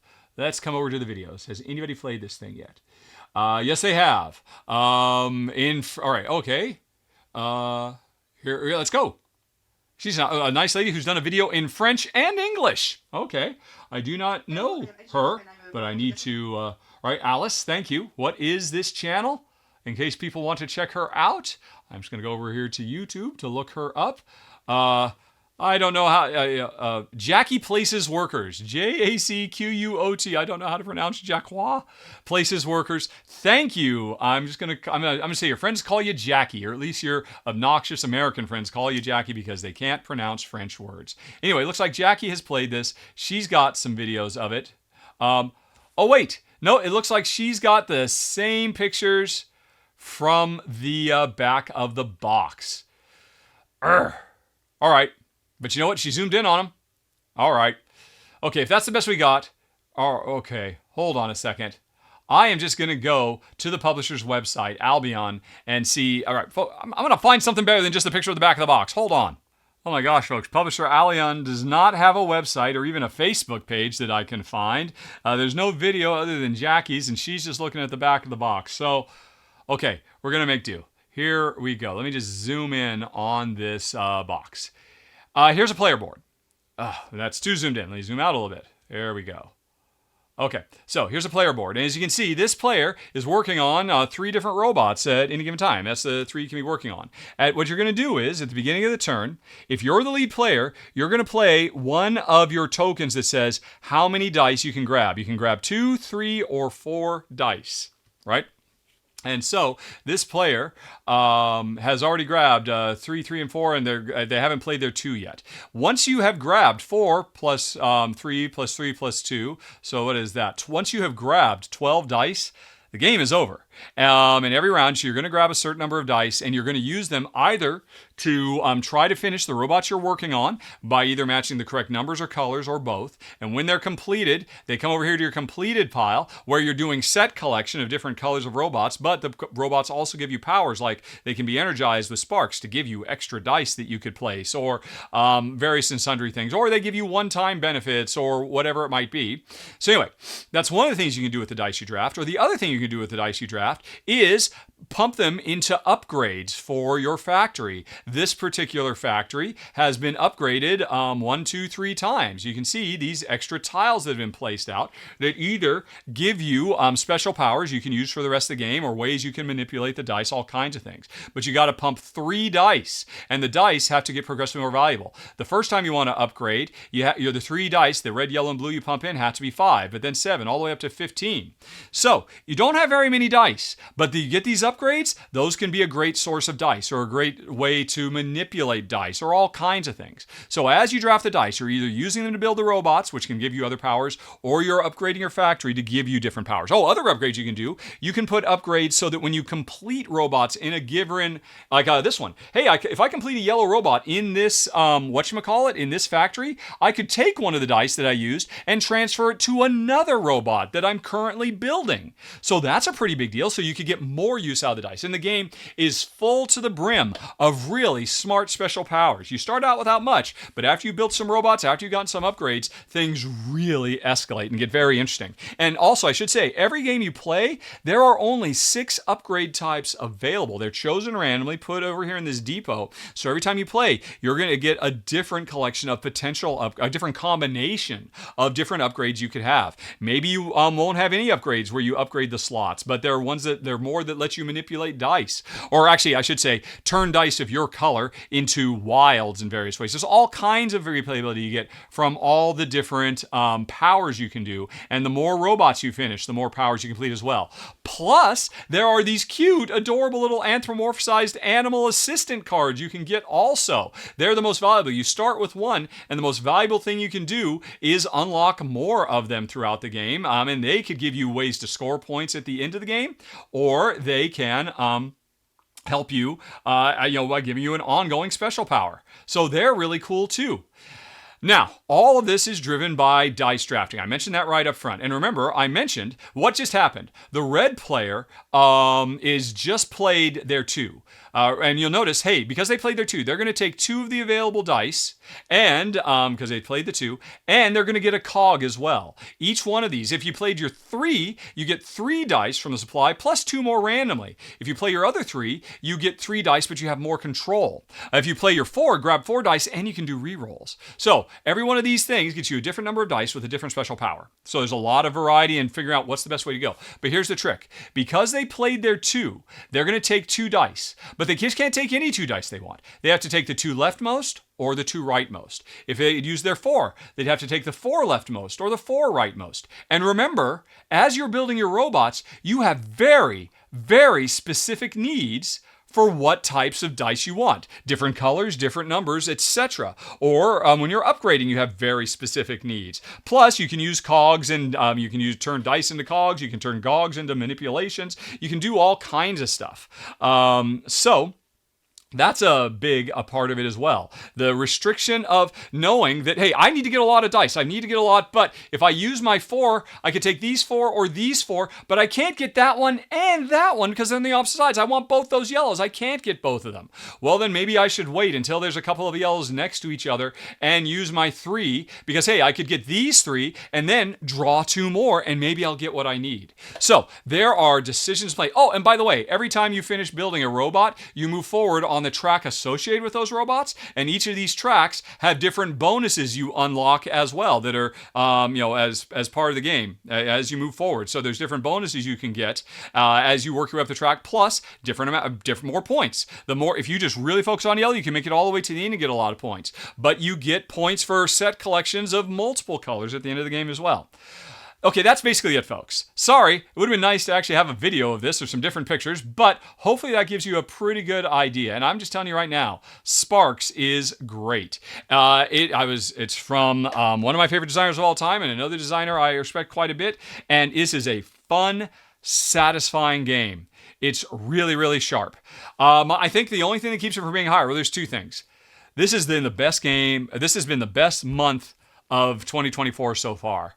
The only reason this isn't higher is because there are other games that are even higher. There were just 8 games higher. But I really, really respect this game. I think it's a lot of fun. You get so much replayability every time with different combinations of stuff. Now, one thing I will say, it's not the first time you heard me say it is, it's good at 2, but it'll be better at more players.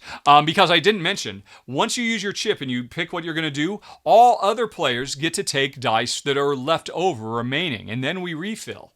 And so that gets very, very interesting. It's kind of like Space Base.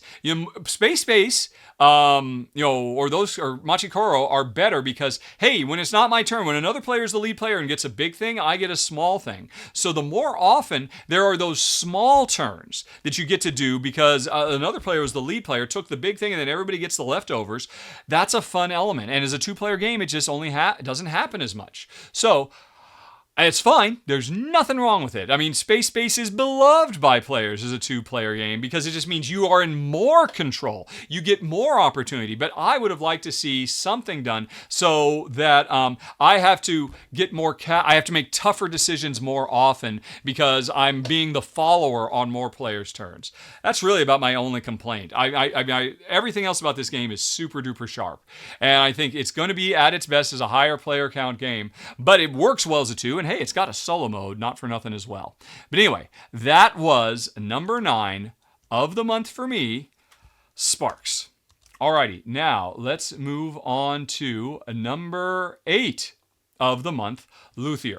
Now, I did a sponsored preview for this, as did pretty much the entirety of all of board game media. It seems like every single channel ended up covering this game. So you can see it 7 ways to Sundays, but you can always check out my preview if you like to get a good idea of what I think it's like to play. And what it's like to play is fantastic. This is a big, burly beast of a game that is absolutely beautiful because it features art from Vincent Dutrait. We are Luthiers, which is to say 18th century, and I think 19th century, 19th century families devoted to the craft of making beautiful classical instruments.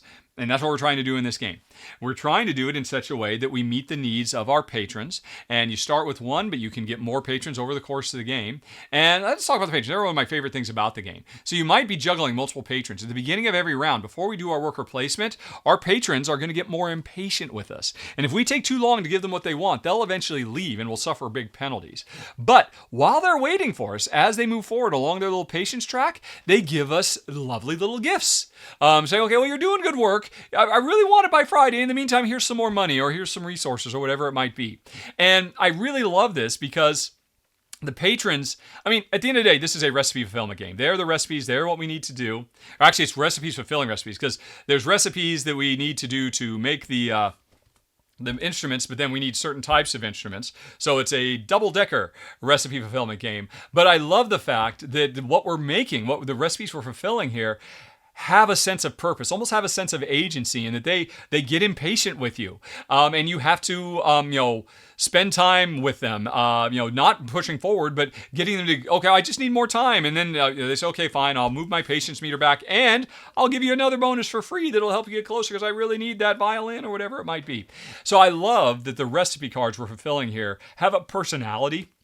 Almost. And then the other ones we're fulfilling are just beautiful things. We are making beautiful handcrafted works of art, these instruments we're doing. So I love the end goal of what we're trying to achieve in this game. And I love the presentation of it because Vincent Dutrait is amazing.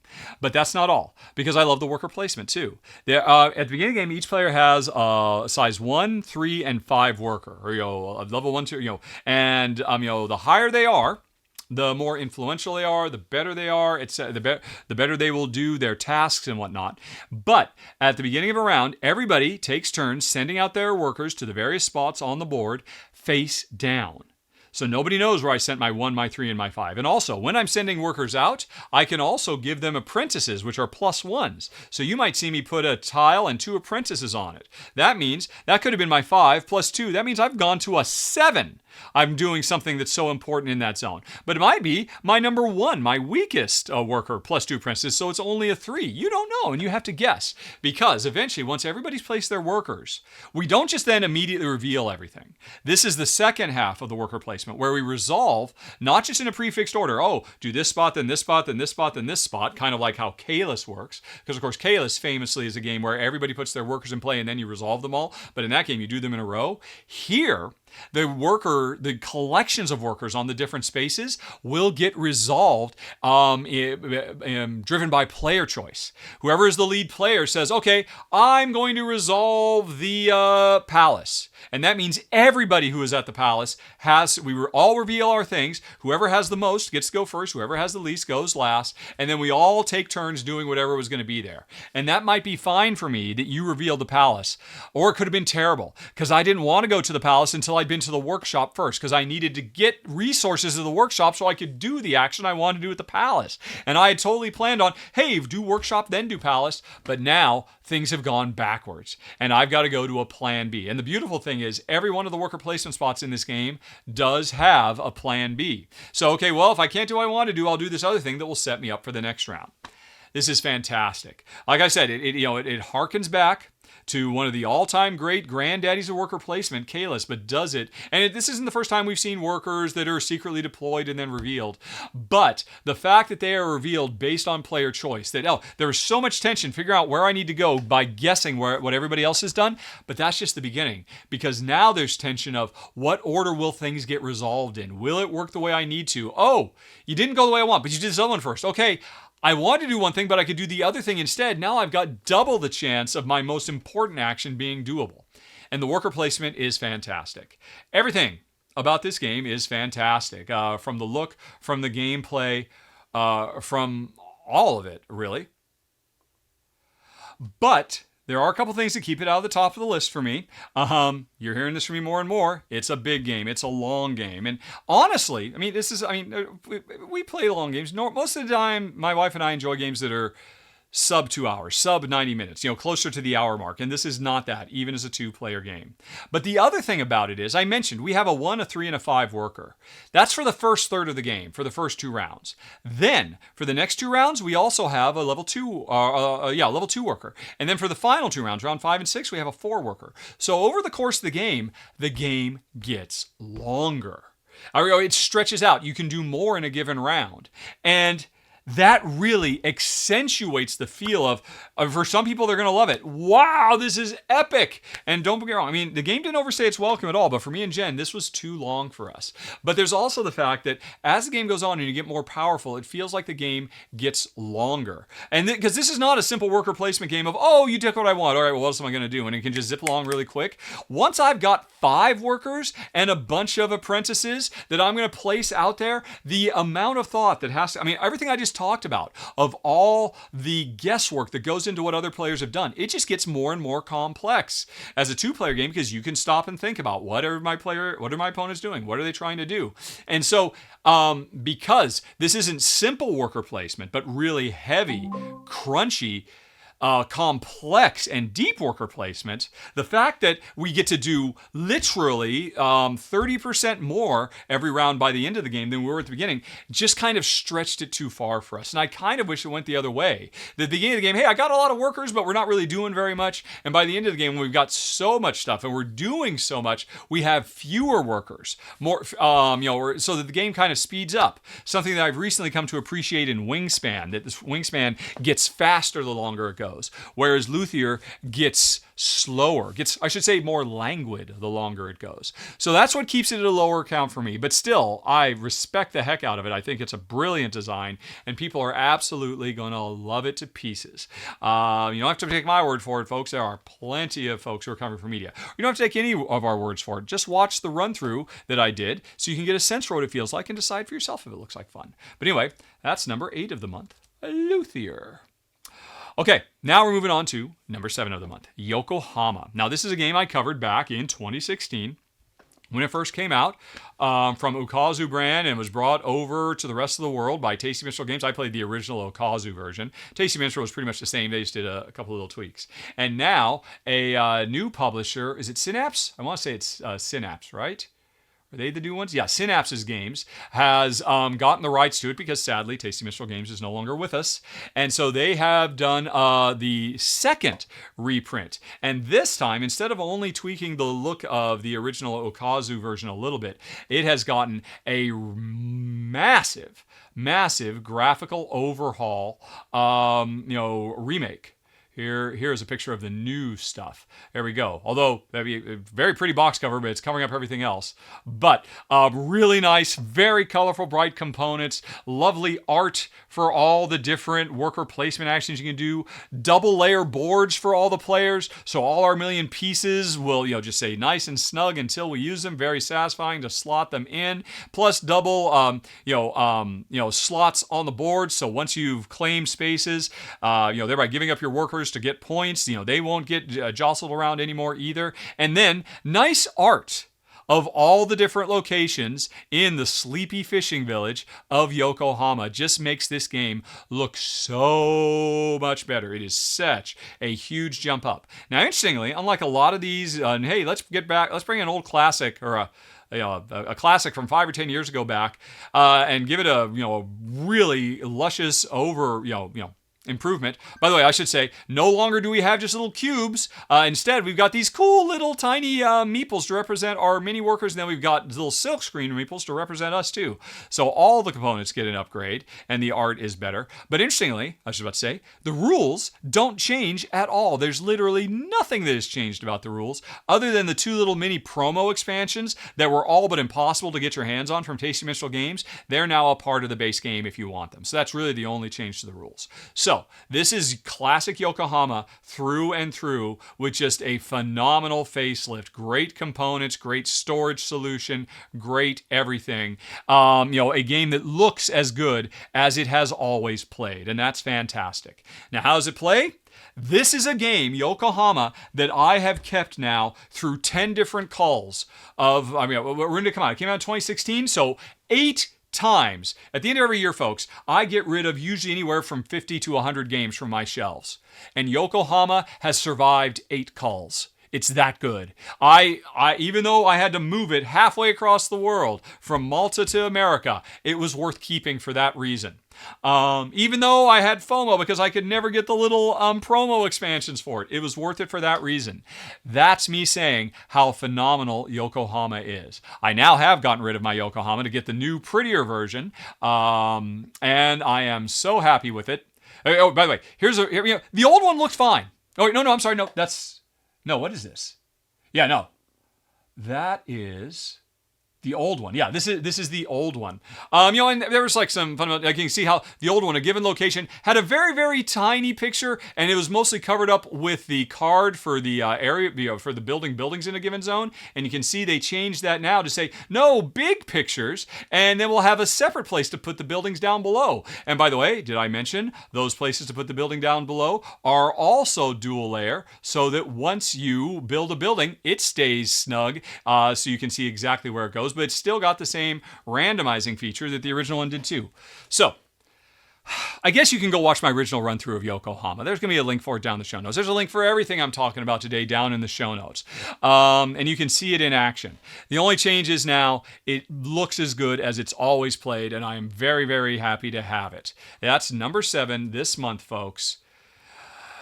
It's a worker placement game where you deploy little workers that create a network of paths for you to move around to move your big worker. But then as you do actions, your little workers come off the board. So you're constantly creating a travel path and then ripping it apart. That's the crux of the gameplay. Okay. Now, I've said everything you need to know. Go watch my run-through, link down in the show notes for Yokohama, and just imagine it looking a heck of a lot prettier than it did when I covered it a decade ago. Okay, so let's move on now to next game on the list, Tameri. This is another sponsored preview I did for a game that's going to be crowdfunding soon. Unfortunately, my video is not available to see yet because the game hasn't launched yet, but you'll be able to see it soon. So I'll just briefly let you know what it is. This is a very, very cool game about running a successful economy in ancient Egypt.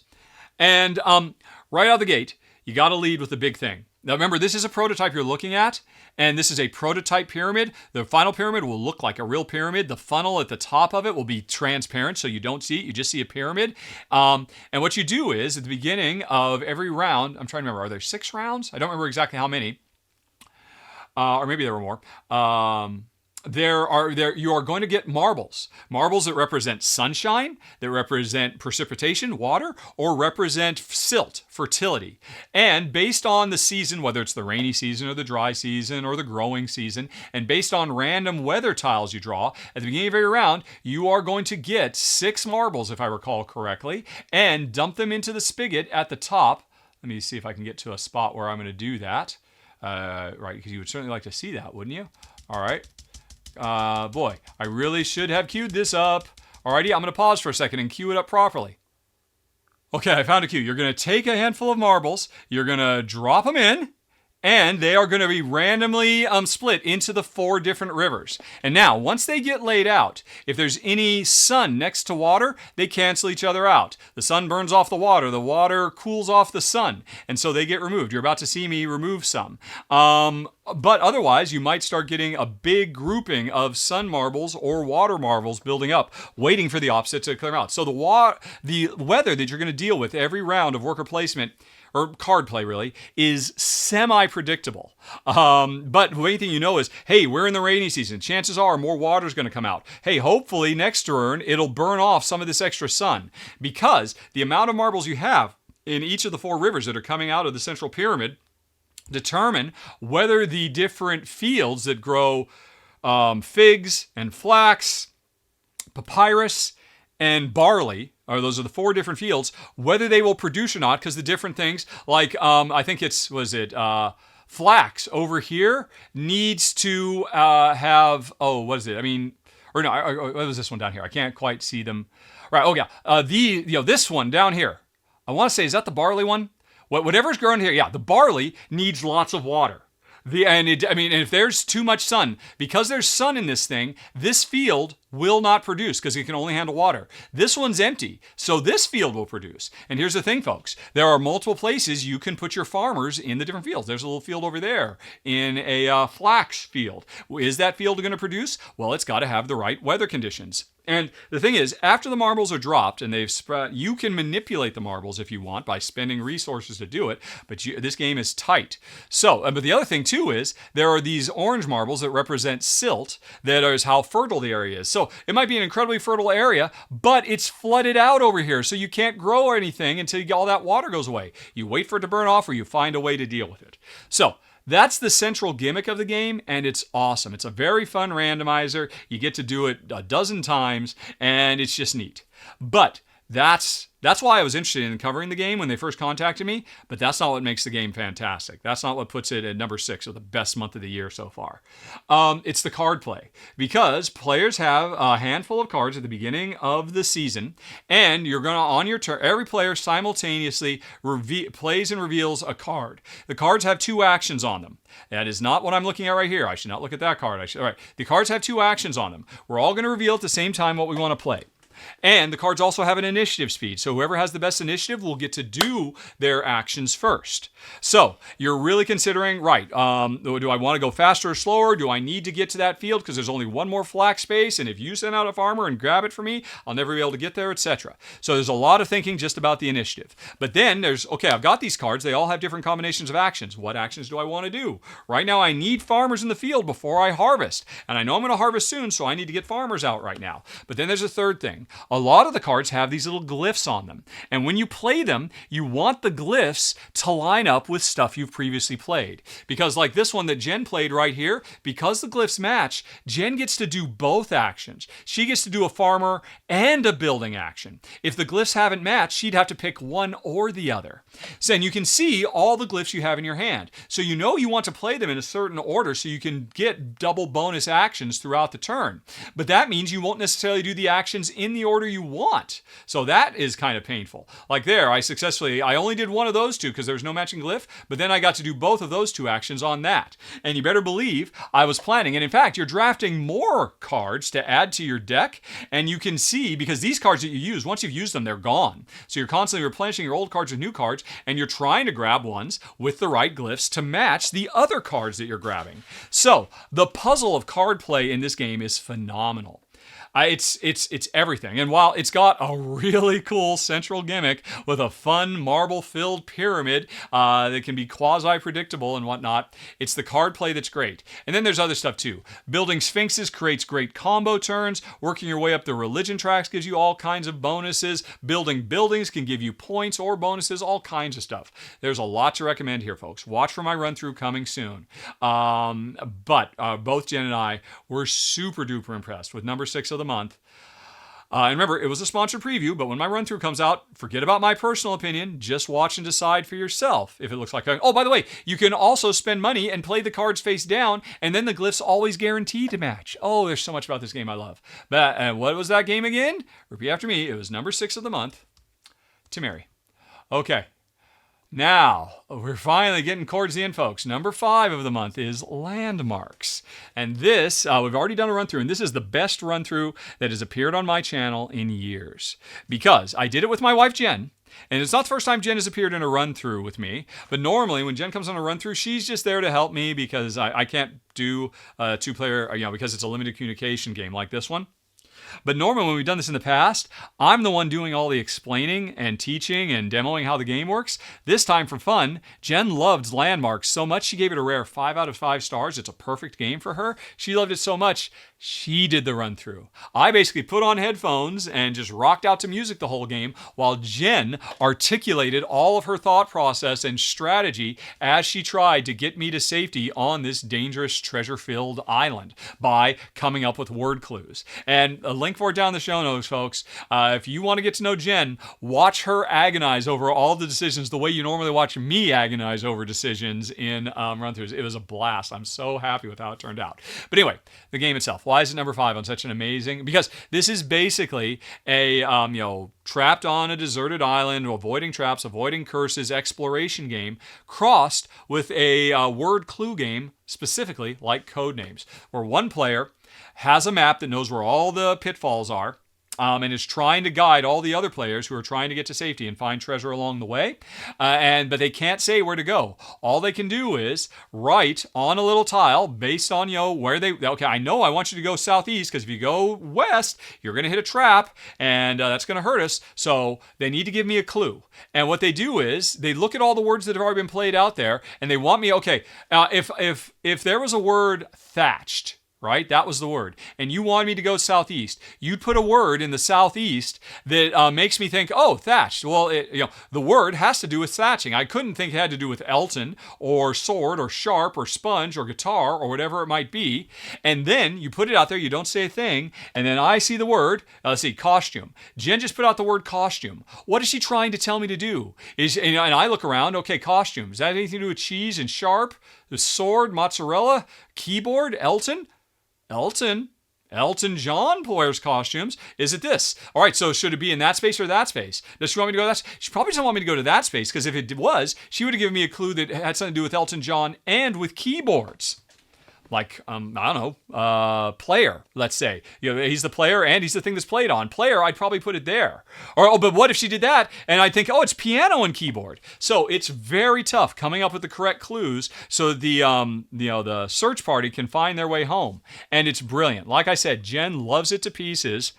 And this was a blast filming. If you watch that video and don't come away thinking, I need to try this myself, well, I don't know what to do with you folks, but that's why Landmarks is number 5 on the list for the month.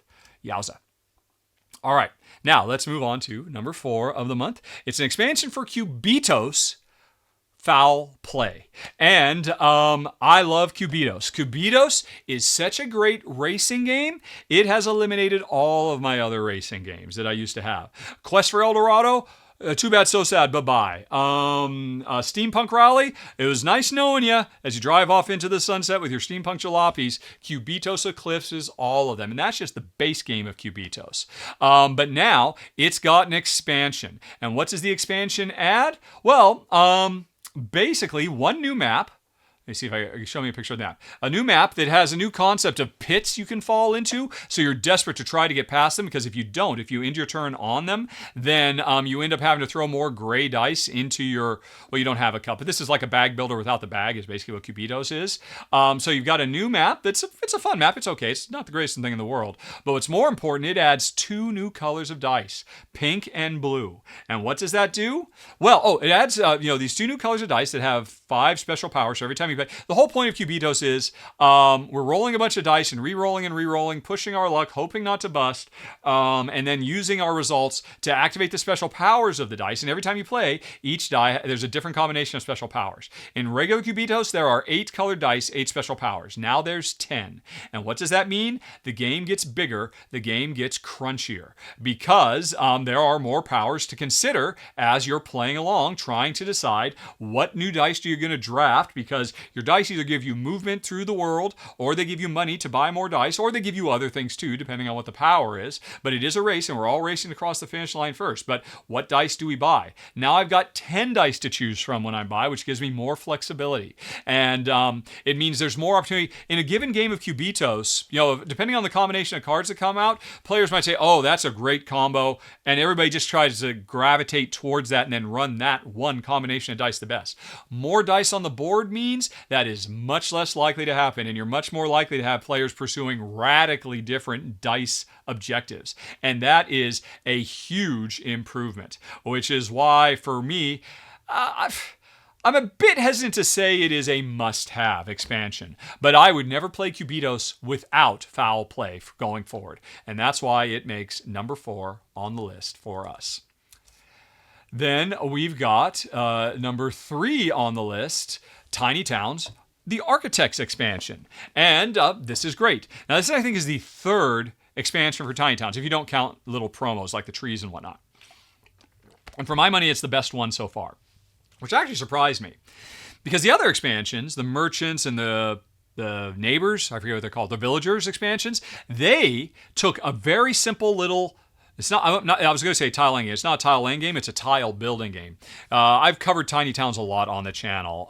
It's a bingo style game where we find out what cubes we play, we try to put them in patterns. It's a random collection of powers associated with those patterns every time you play to build buildings and be a prosperous little tiny town on a 4x4 grid. That's the game.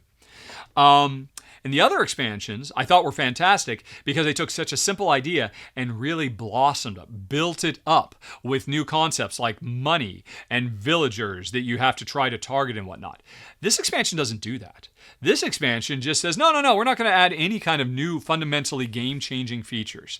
There's some new concepts like wild tiles that we can build on, little things like that. But mostly it's just a whole bunch of new cards. A ton of new cards that we can play, new buildings, new combos.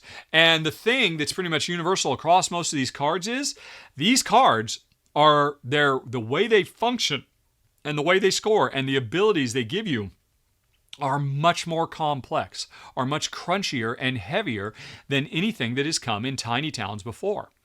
And it's interesting. It's almost to the point where if you just play with nothing but architect buildings, Jen was thinking like, yikes, this has gotten to be way too hard a puzzle to solve. This is really super challenging.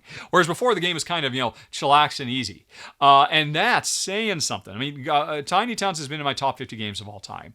So, an expansion that introduces all this cool extra depth. And I would suggest, obviously you just mix the new cards in with the old ones. So every time you play, you get a couple of these really complex ones, mixed in with more of the introductory ones. So you just get, if you want a much heavier game, you can just use all new cards, but mixing and matching just makes the game richer and crunchier and more challenging than it's ever been before. And that's awesome. Since it's one of my favorites, I would say this is the best expansion so far. Even if the other ones add new rules, this one just takes the base game and makes it richer. And I guess that means that's the type of expansion I like more, I guess. Maybe. That kind of surprises me. But anyway, there's one other thing it adds as well, which if you're looking at the screen, you may have already noticed, stickers. And I just got to say, that's awesome. It takes forever. And it was a lot of work. I had to sit down for a whole afternoon. Actually, it was an afternoon, an evening while Jen was watching some show I didn't care about. I just had the light on and was putting stickers on while only paying half attention to the show she was watching. It took me like a couple of hours to sticker every single building. But now that I've done it, it's so cool. It just makes the game come to life so much more with the houses looking like houses and the churches looking like churches and all that. It's a lot of investment, and it's kind of annoying because the way they did the sticker layout, there are not enough stickers to stick both sides of the wells. I don't know why. There's excess church stickers. There's excess house stickers you don't need. Why are there excesses of certain ones, but there aren't enough for the wells? So all the wells basically have to do just one-sided, which doesn't really matter. It's a minor complaint. But I'd already put in 2 hours. I was ready to put in 15 more minutes and do the last few stickers, and then the stickers ran dry. So that was kind of a bummer. That's my only complaint, and it's really of no great consequence. The gameplay of Tiny Towns is better than ever now that the architects have shown up. Okay. So let's move on now to number 2 of the month. This is a game I cannot pronounce. Aiye? Aiye? I have no idea.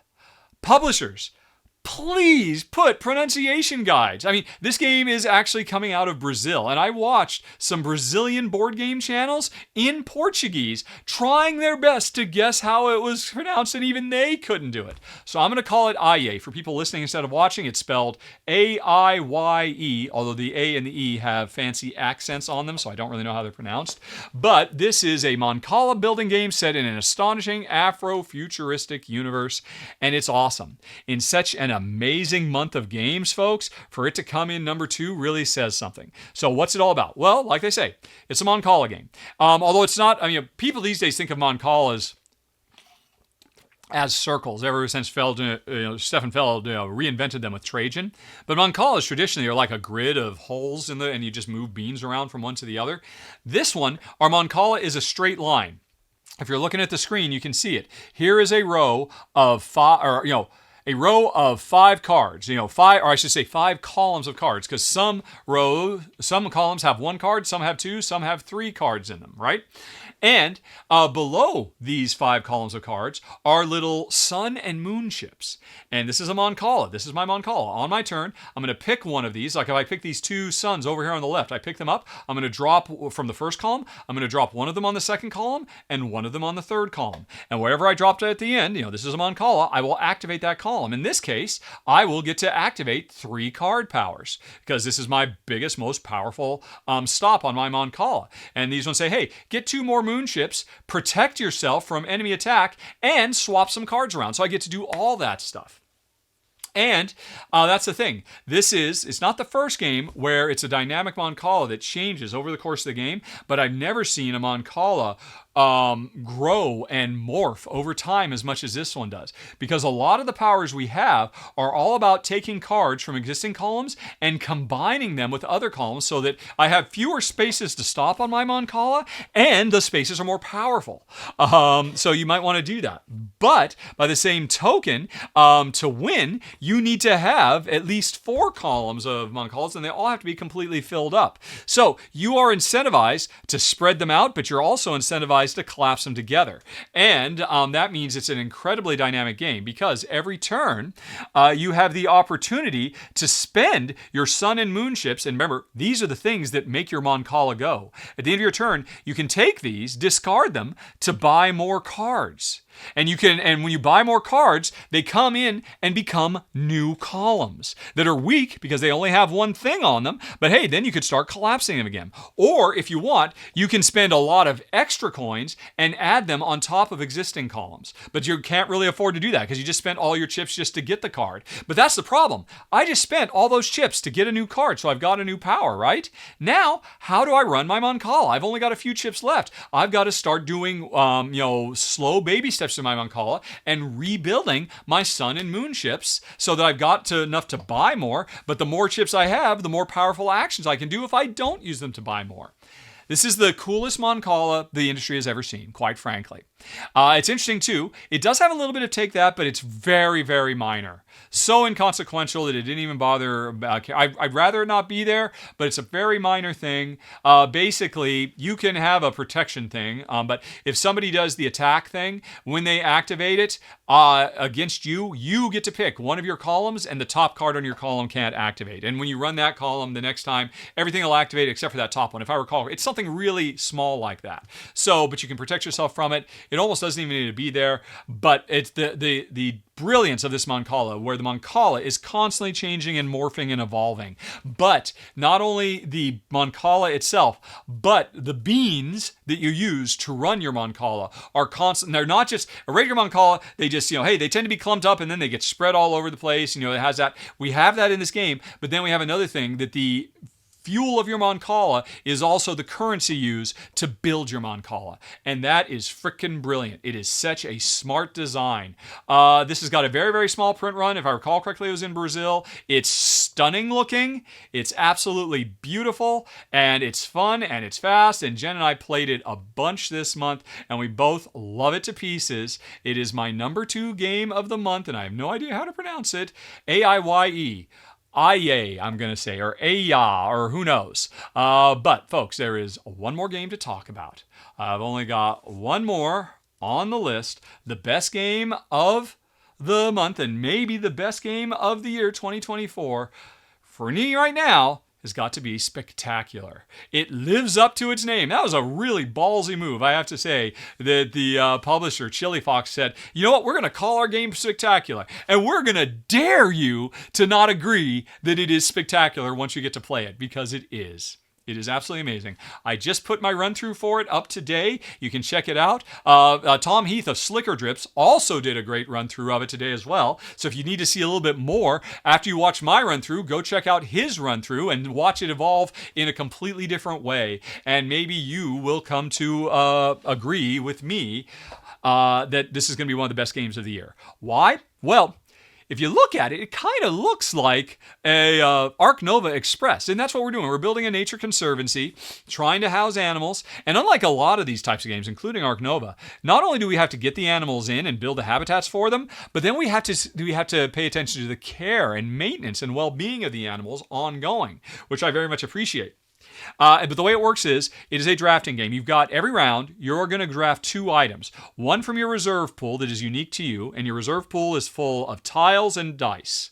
Tiles that place to have more habitats for animals, and dice that represents the food and care for the animals that you place on top of the dial. So every round, you're going to grab one from your own personal reserve, and you're going to add one from what's called the support tile.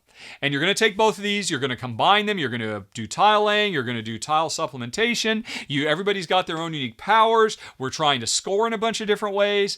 There's just every single tile and every single die is trying to fulfill upwards of a half a dozen different requirements for every single placement you do. It's incredibly crunchy and puzzly.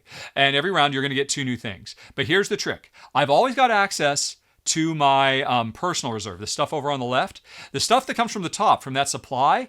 After I take one of those things, the rest of the supply, I take one of the 8 things that was given to me by some government grant or something like that, right? That was supplied to me.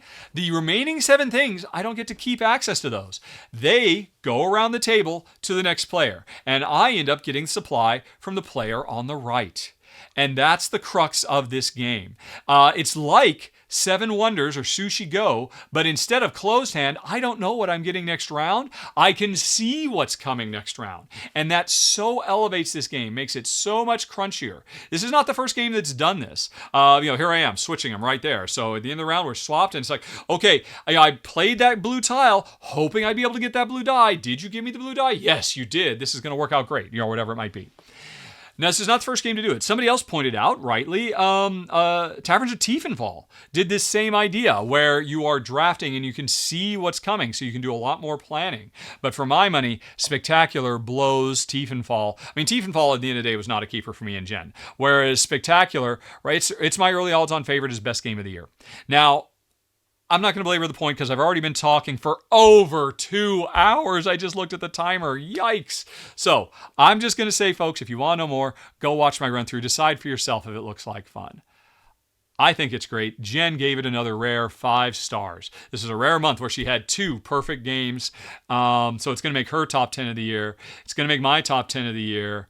It has a very, very small print run. There's going to be a small number of them available at Gen Con in a few days, if you're lucky enough to get it. If you're not, then you'll have to wait until Essen.